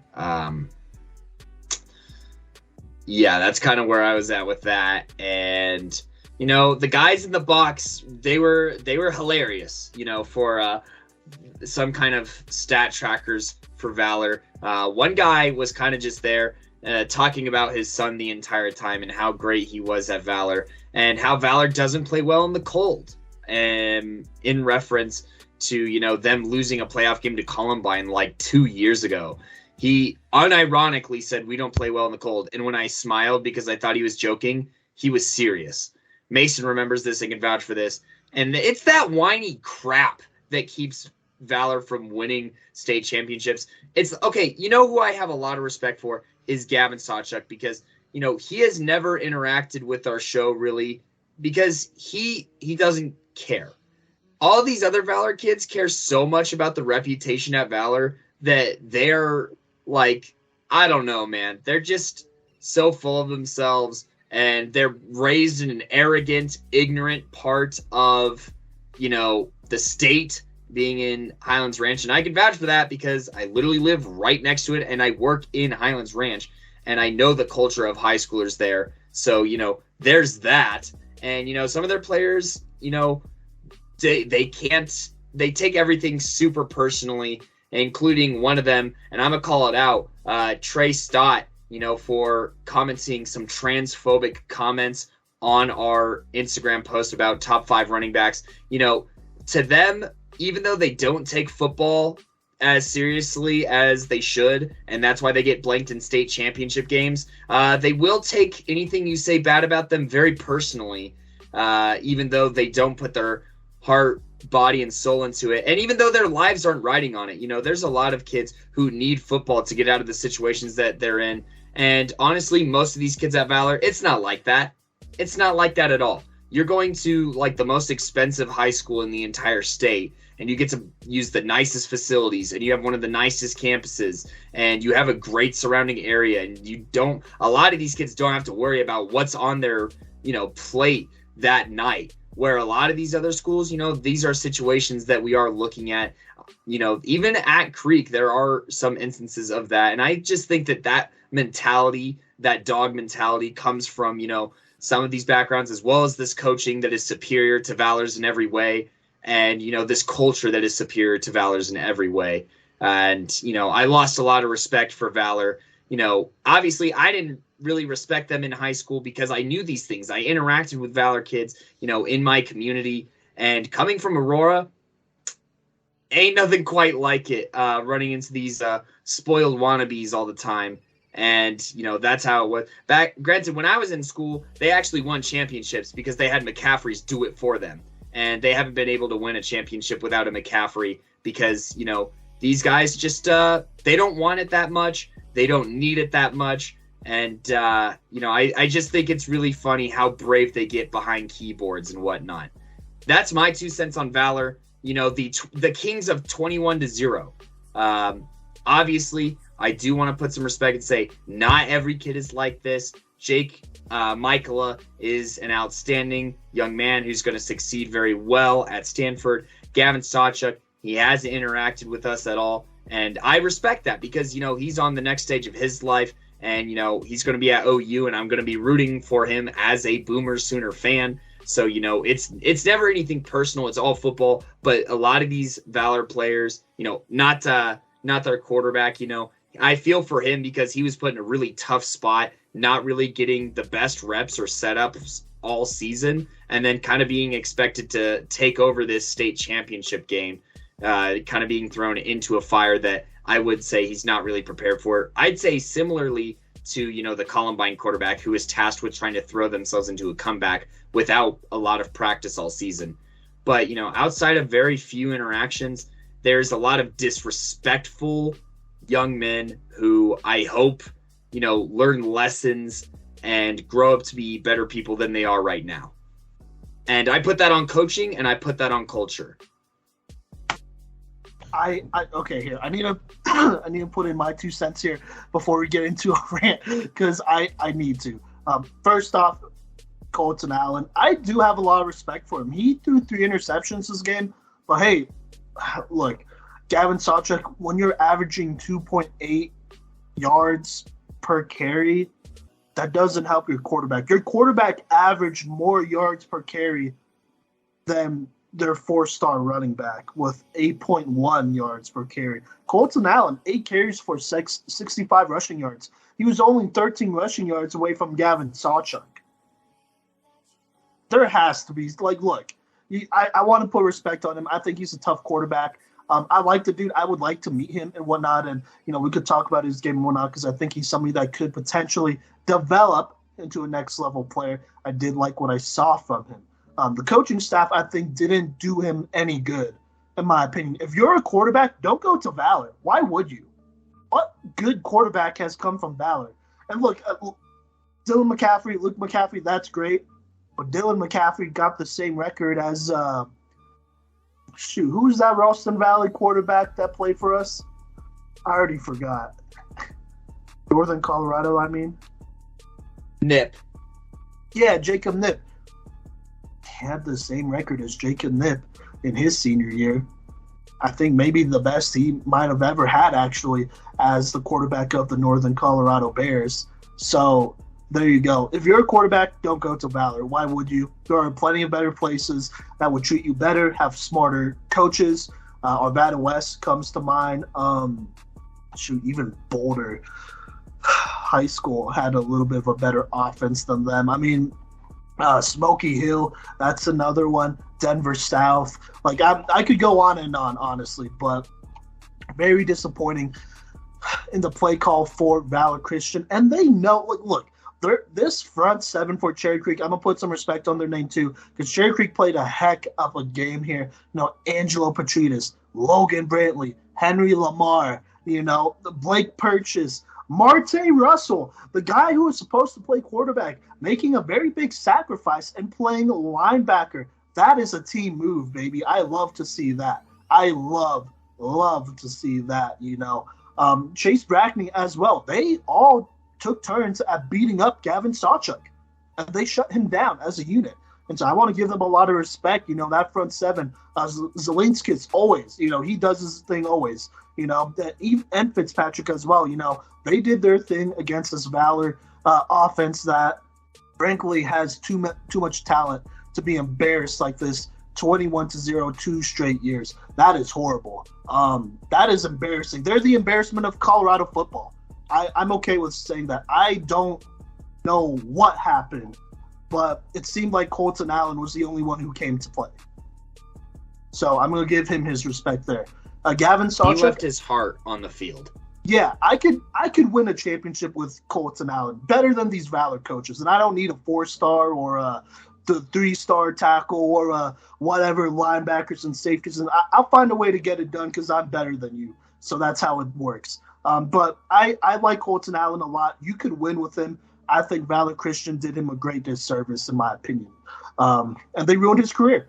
Well, maybe they didn't ruin his career, but they ruined his legacy, I would say, because unfortunately he's always going to be tied to this disappointing Valor Christian program is what they are. Gavin Sawchuk didn't play his best game. I understand. I mean, I got to give him respect. He has not fired back. I think that's very professional of him. There's a reason why he's one of the highest rated players in the state. It's not because of his game. I think he's more of a 3-star, but he does handle himself well. I got to give him some respect. I know guys that are about that life that, they're gonna smack back, and I don't blame them. I'll do it too, but like it is what it is, and I think Gavin Sawchuk has been really mature, and I think I'm gonna be rooting for him as well. Any Colorado football player, mostly that goes out of state and does their thing, follow their college dreams, and maybe their pro dreams as well. I'm gonna root for you. And Gavin Sawchuk, I think he's somebody who has the attitude of a pro, and I respect that because in Colorado, I'm just going to be fairly honest, the media isn't that hard on high school football as they probably could be. In Texas, if you screw up like this, oh my God, you're going to find that you're going to be under a lot more fire from not only your own community, who are going to hold you in check. I don't know why the Highlands Range community is just okay with beating trash every year. Well, maybe not being trash, but like being the same every year. But they are, because they lost the same way every year. That should be an embarrassment. That should never happen if you're a true powerhouse, which I don't think they're a true powerhouse anymore. I think they're over, But, like I was saying, in other states and real football states like Texas, the South in general, Florida, Georgia, even Ohio, Cali. Yep. The media's going to get after you. You can complain and be like, y'all are just judging a bunch of high schoolers. Yeah, homie, that's what we do. That's our job. And, we do this for free for now, but we have a lot more influence than you. We have a lot more influence than you'd like to think. Getting into college type of influence. How about that? The media, too. Go ahead. Texas, dude. They're harder on middle school football players and coaches than we are on high school football players and coaches. Okay, yes, maybe not the coaches, true. But like that's comparable. They are. Yeah. Okay. So, like seriously, if you want to be great, you have to receive criticism and grow from it, and that's just another reason why that culture is kind of icky. Yeah, exactly. They don't know how to act like adults, in my opinion. And I am an educator. Kids who do go into high school, I acknowledge they're high schoolers, they're kids and whatnot. That's great. But you got to show some sort of traits of being an adult, of being grown. If you're not, that's a huge red flag.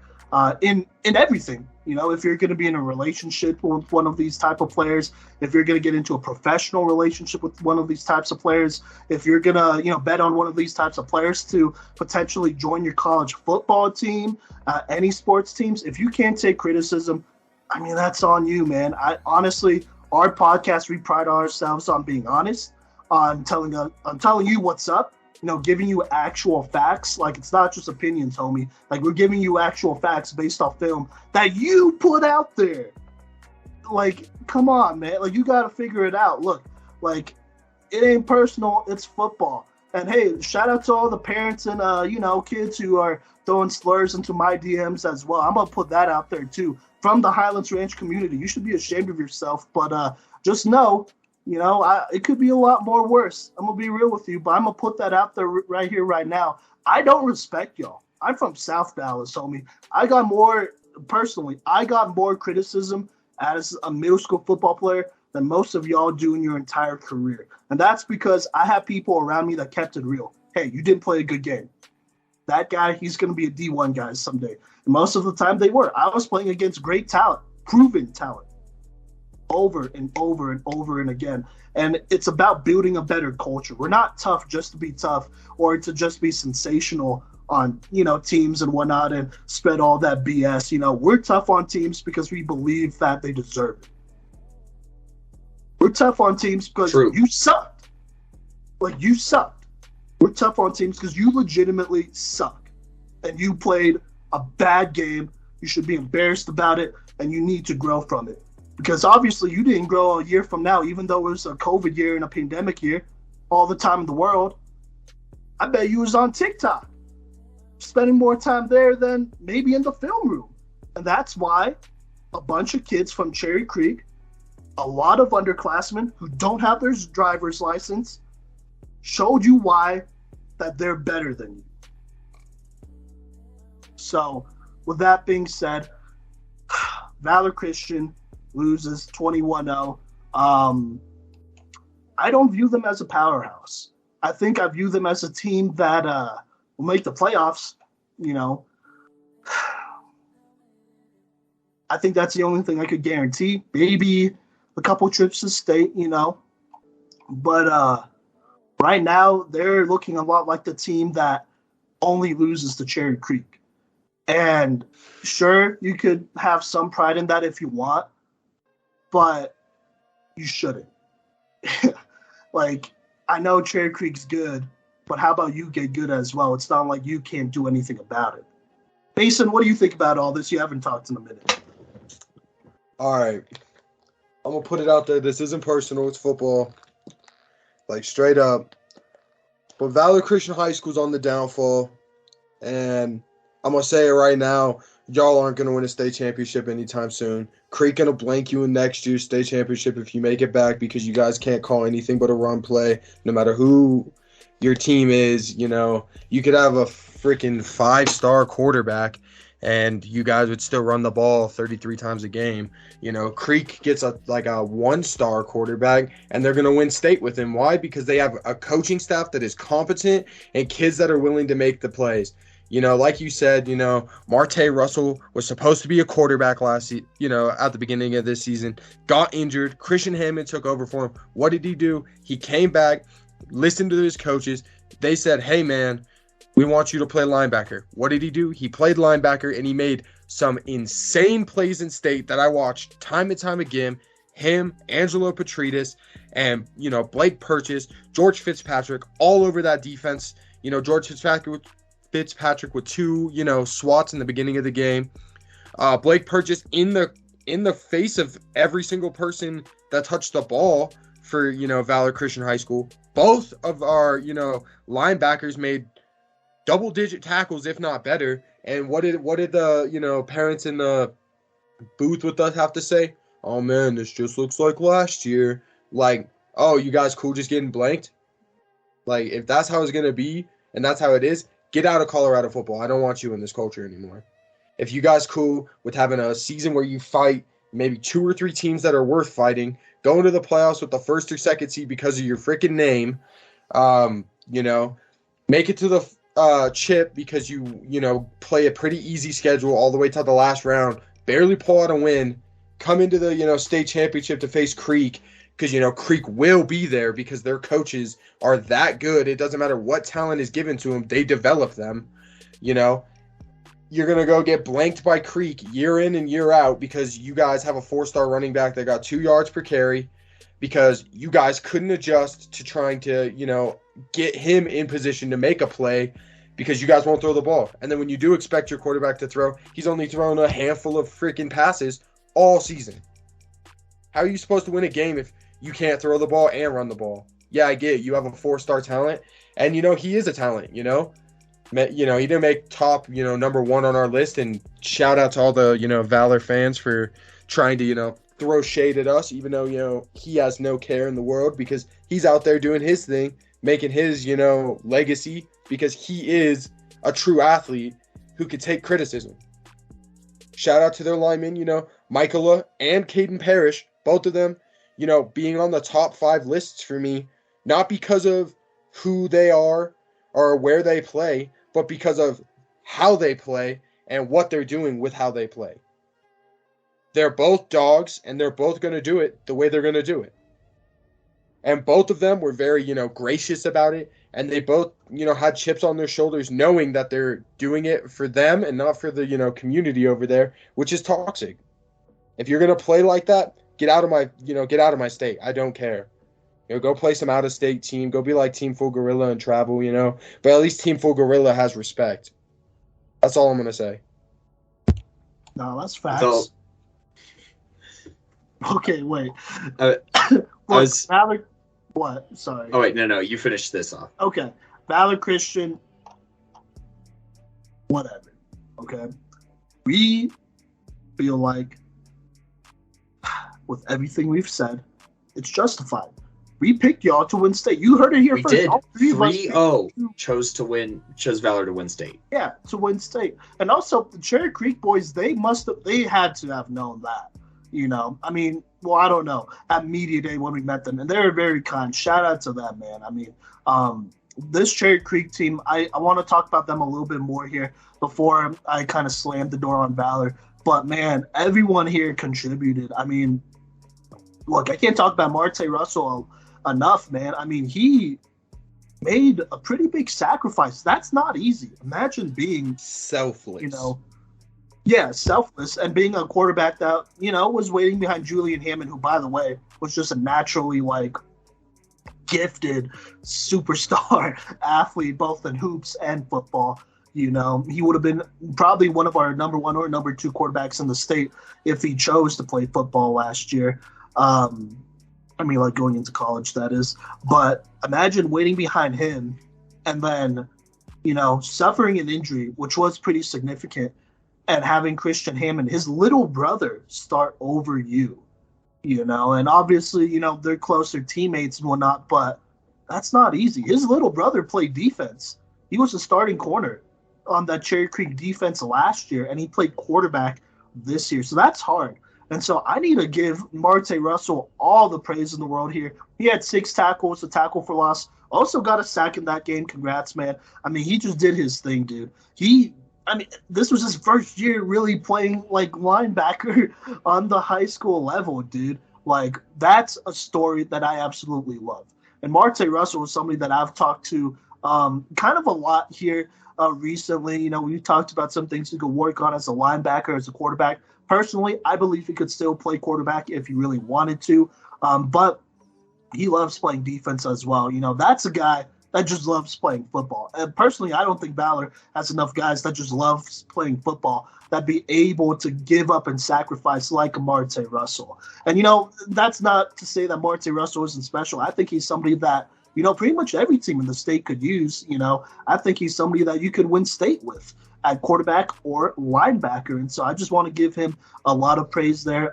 Their freshman safety, Aiden Napke, not only was he balling out this entire season, he had 5 interceptions, but, he did a solid job enough in this game as well. I want to give him some respect there, because, that's never easy for a freshman to start on defense and then, do all that stuff and,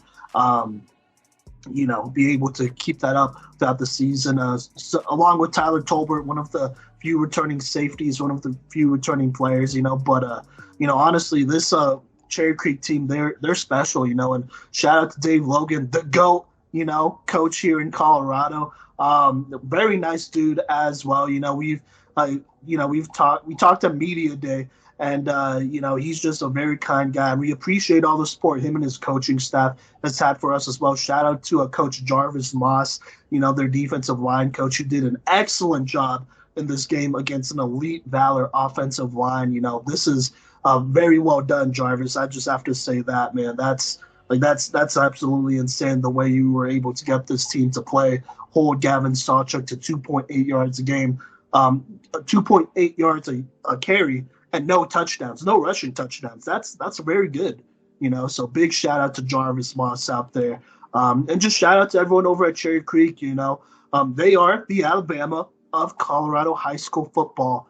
And I would say right now, but even if they were to have an off year, I think this is still a Cherry Creek team that will make a solid run. Honestly, I have a lot of faith in their culture. I like what they're doing over here. They have so many good players. They're a young team. Don't get it twisted. They will be in state next year, and I know there have been some things going around about Christian Hammond maybe focusing a little bit more on hoops or whatnot. And that, I understand that he is the highest rated basketball player in the state right now.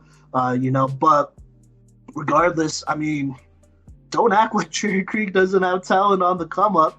We saw, Mason, you and I saw their 8th grade teams play in multiple championships in the AYL this last season here. Brady Vodka, the young quarterback out there, we've done a breakdown on him. He threw the game-winning touchdown with a ton of poise. If he is the next guy up for for Cherry Creek, not Valor Christian, but for Cherry Creek, they could win 3 or 4 championships in a row, maybe, potentially. There's some other surprises on the come up here, but, between him, their young running back Noah Moss, who is a young star in the making right now, excellent footwork, all that. Their defense, who played lights out against a very good Hawks team. They are reloading, and Cherry Creek has a lot of guys in the wings that know the offense and defense right now. So the rest of the state should be afraid because, honestly, I don't think you could wait on Valor upsetting them or beating them for you anymore. At this point, it's like, hey, we got to take our shot at Cherry Creek. Forget Valor. They're nothing right now. Honestly, if there are any 8th graders out there thinking about going to Valor, don't. Go to Thunder Ridge. They got a quarterback over there that's going to be special these next couple years. He's going to be the next Cam Newton. Go to Fairview. They got another great quarterback who's going to do his thing. Go to Horizon even. Alex Birch, he had a great year, you know. Go anywhere else than Valor. Valor, I don't believe in y'all anymore. I think I really wanted to going into this game. I really tried to put aside all of my biases that I have towards people from that area and whatnot. But at this point, it's like, what's changed? And the answer is the same as the number of touchdowns they scored in this game. Nothing. Kodey, I'm sorry. I know you've been trying to talk here, and I feel like I've just been cutting you off. No, everything's been necessary. I just wanted to transition to the more positive aspects and congratulate this Creek team that, you know, overcame some struggles, went toe-to-toe with one of the best teams in the entire nation, and honestly put up a pretty good fight. Mason got to see that and has talked about it multiple times throughout the season as a great point of reference for just how Creek's talent and coaching stacks up on a national scale. And congratulations to Coach Logan, who has shown us a lot of respect, Coach Moss, who has shown us a lot of respect and support. We appreciate them. And, you know, just, yeah, but with Creek guys, you know, we've had them on the show before, and we've had interviews with them, you know, of years past, and hopefully we'd like to have more. We have some of them as candidates for our, you know, Playmakers Awards, so keep your eye out for that poll that will be open tomorrow when this episode is launched. So just keep your eye out for that and vote on that. You know, all those Creek boys, go so show some support for your teammates on Twitter.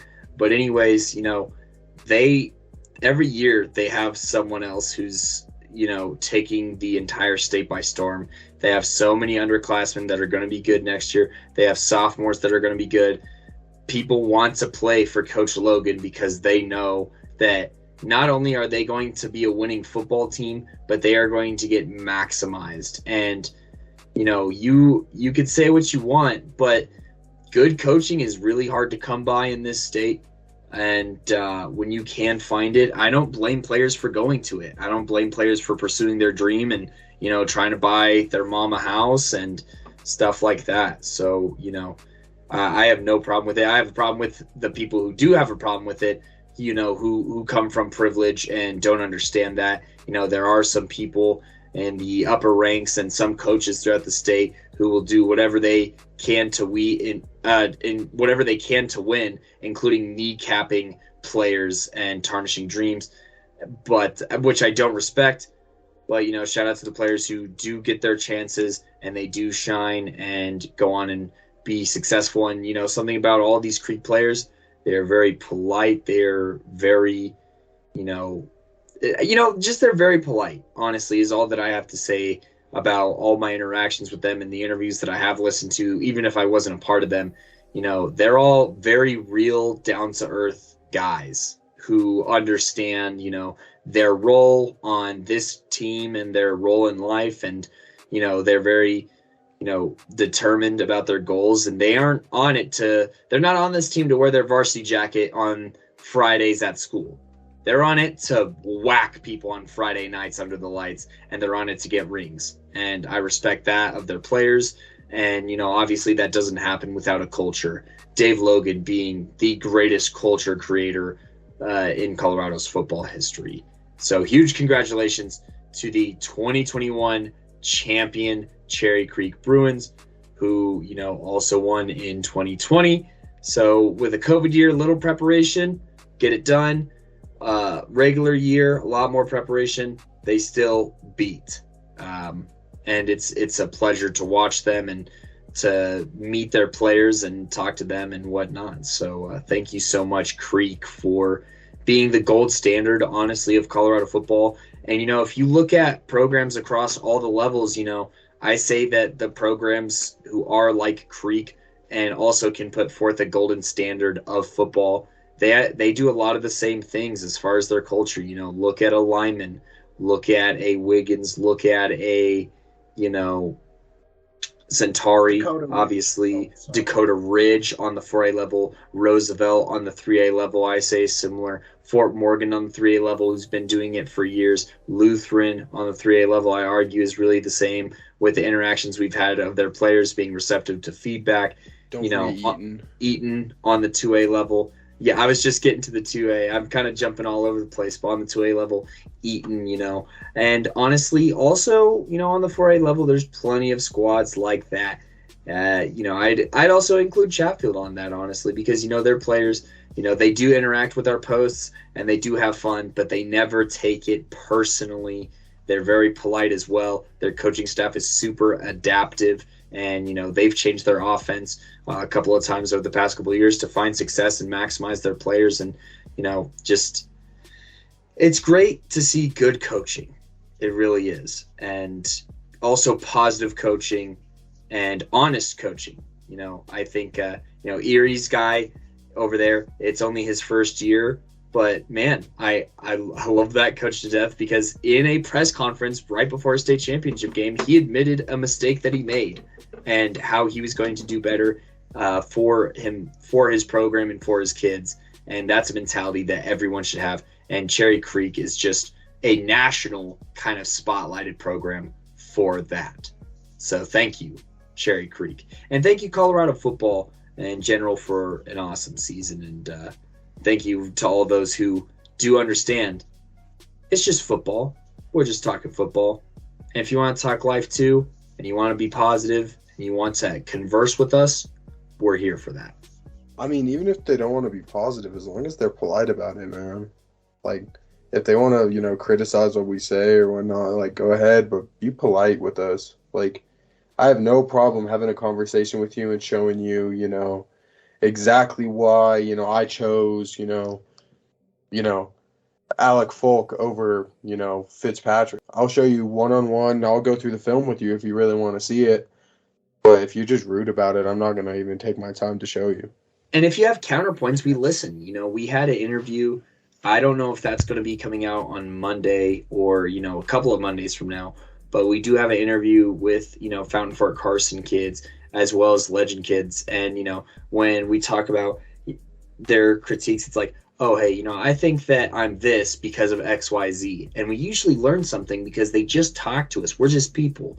We watch a lot of football. We watch some of the most football in the entire state of Colorado, period. And I am confident enough to say that even compared to coaches here in Colorado. So, we watch football. We've played football.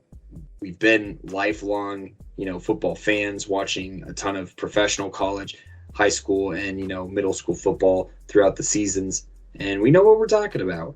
But, if there's something that the film doesn't show, we're willing to be receptive and listen to that as well. Yeah, absolutely. I think that's fair. I mean, we're always open to, talk about where we're coming from, talk about our thought process, because I think that's important when establishing a perspective, and so that's just where we're at. Personally, for me, I'm cool giving high schoolers a little bit more leeway. And don't get it twisted, though. If you're a high schooler and you acting a fool, I'm going to treat you like a fool because that's what you acted like, and that's coming from an educator standpoint, by the way. But, if you a parent and you acting a fool, shoot, man, it's on site. I'm going to be real with you, bro. Don't test me. You don't got to be rude for what? I'm your age. I'm your age. I contribute just as much to the community as you do. And so, miss me with that personally, but if not more. Yeah. Oh, shoot. You don't want to see more. I'll say that. No, but I'm saying we contribute to the community probably even more. Oh, as far as like that's what I mean. Well, I still meant what I said. But also, to high schoolers, and not just high schoolers. Honestly, if you're a young player, man, like we want to help you.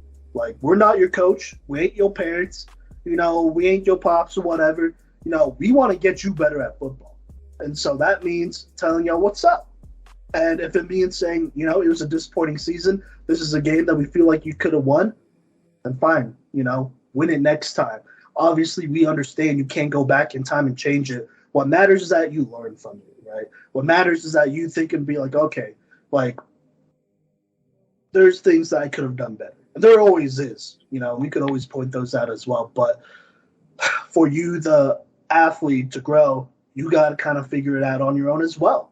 You know, it starts with listening first and whatnot. And we do it for the kids. We're trying to elevate Colorado high school football. Look, here, it doesn't matter, you know, what your opinion is or what our opinion is. We're all trying to do the same thing, you know, get Colorado high school football on the map. And I'm proud to say that, you know, me and my crew here, Kodey, Mason, you know, Liam even, you know, everyone that we've ever talked to that have connected with us and, you know, showed us showed us some support and all that great stuff. You know, everything we do is to make Colorado high school football better. And so we're open to perspectives and stuff like that.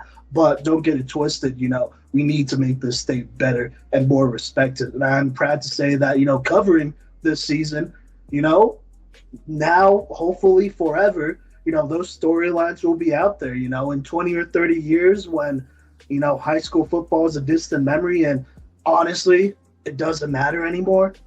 It's going to be cool looking back and being like, yo, these storylines are living on, you know, history is living on and whatnot, because that's what it is. Because hopefully, like, that's what we do for the next couple of years here, you know, just covering Colorado high school football and putting on, you know, the people who deserve to be put on and talking about, you know, fantastic players like Amarte Russell, players like an AJ Jackson setting records, teams like Cherry Creek, you know, just being historically great, you know, challenging a national powerhouse in Chandler and all that, you know. I want to talk about all that stuff. And I think preserving that history and knowledge and all that stuff starting now is going to be really important. And so I just want to thank everyone for giving us that opportunity to do that and, you know, cover Colorado high school football to, I guess, as accurate as we possibly could, honestly, because I don't see any other media outlet covering Colorado high school football and all the stories that come with it, because it is truly amazing,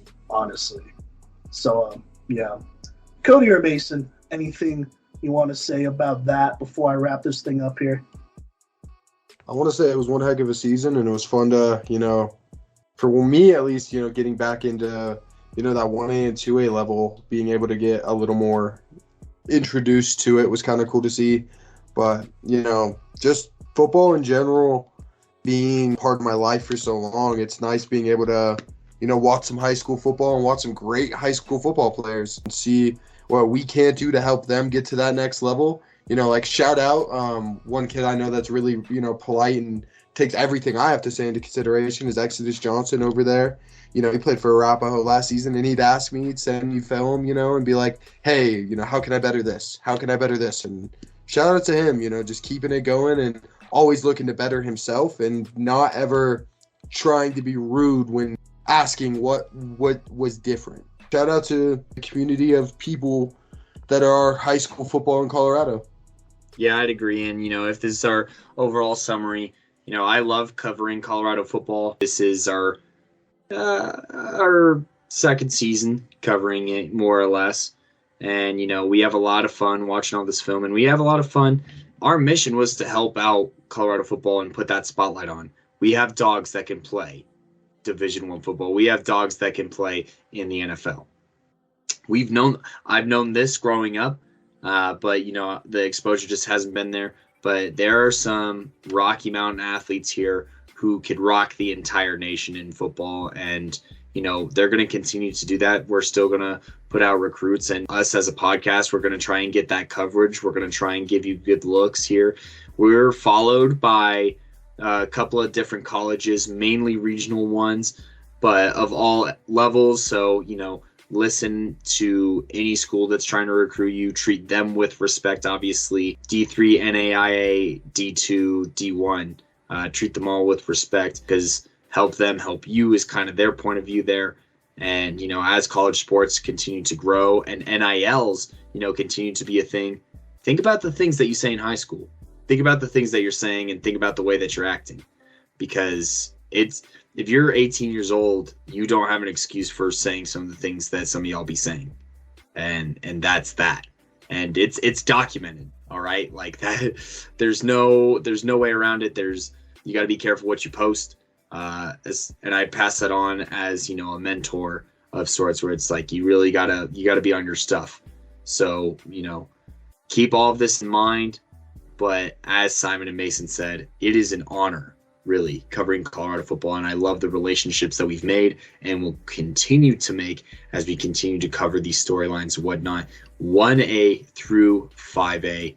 It's phenomenal.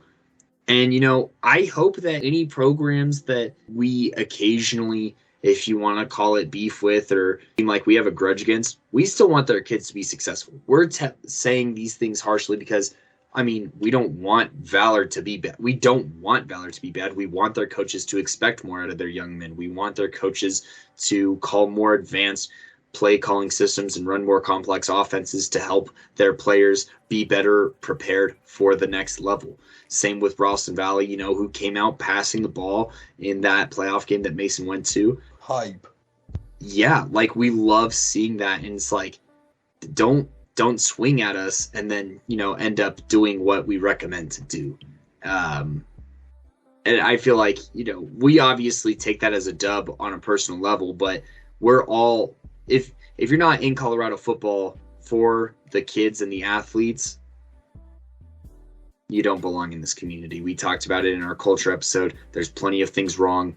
Quit being a part of the problem. Go listen to episode 50 and start being a part of the solution. Yes. Boom. There you go. Yeah, straight up. Look, there are probably a lot of teams we did not get to talk about, not only throughout the season, but in this season review. Trust me, we know. We see the comments on our TikToks and whatnot. And honestly, we want to talk about y'all. It's just really hard kind of putting aside a time for that. And so here's what we're going to do. Go ahead and subscribe and follow us on our Twitch account. That's at Playmakers Corner. We'll probably go live on Instagram and TikTok as well while we're doing that streaming on Twitch, that is, at least to advertise it. And, if you do want to see when we go live on Twitch or whatever, go ahead and follow us on social media on Facebook, Twitter, Instagram, TikTok as well, obviously. And go ahead and give us a follow and whatnot. We appreciate all that support. We'll talk about it there. We'll announce when we go live there. And I'm saying this because we do hope to kind of cover more topics when we're live. And so when we do have people in the live stream with us, we're open to taking requests and being like, hey, what do you think about this team, this team? We'll go to the Max Preps page, look through it, kind of run through a really quick process and be like, yeah, this is kind of what we think about this team based on what we see right here. Or if we already have opinions, which honestly, for a lot of teams that we do not get to talk about, we all have a pretty good amount of opinions about those teams. We just don't talk about them and record them on a podcast episode. And we'll tell you straight up, oh, this team does this and this. They had some very interesting players that we keep eyes on. And honestly, as far as prospects go here in the state of Colorado, I believe, between just the three of us, do a really good job keeping tabs on players from all over the state. Doesn't matter how good or bad your program is. If you reach out to us, you're going to be on our radar. We promise you that. And, we love to build those relationships and get you to college, man. Get you to college with a scholarship and get you an opportunity to follow your dreams and play football. That's what matters, ultimately. And so that's what those live streams will be used for. We will also upload those on our YouTube channel at Playmakers Corner. It'll be full, raw, no edits, just because it's easier for us. And also, so you can see where we're coming from there, so you'll be able to see our live streams raw on our YouTube channels, past live streams and all that great stuff. We are also posting a lot of content on there as well. So go ahead and give us a follow. But with that being said, thank you for rocking with us. I've been one of your co-hosts, Simon Villanos, a.k.a. Coach V. I've been one of your other co-hosts, Kodey Stoffer. And I'm your last co-host, Mazen Austin. And Peace. love and appreciate you, listeners. Catch you on the floor.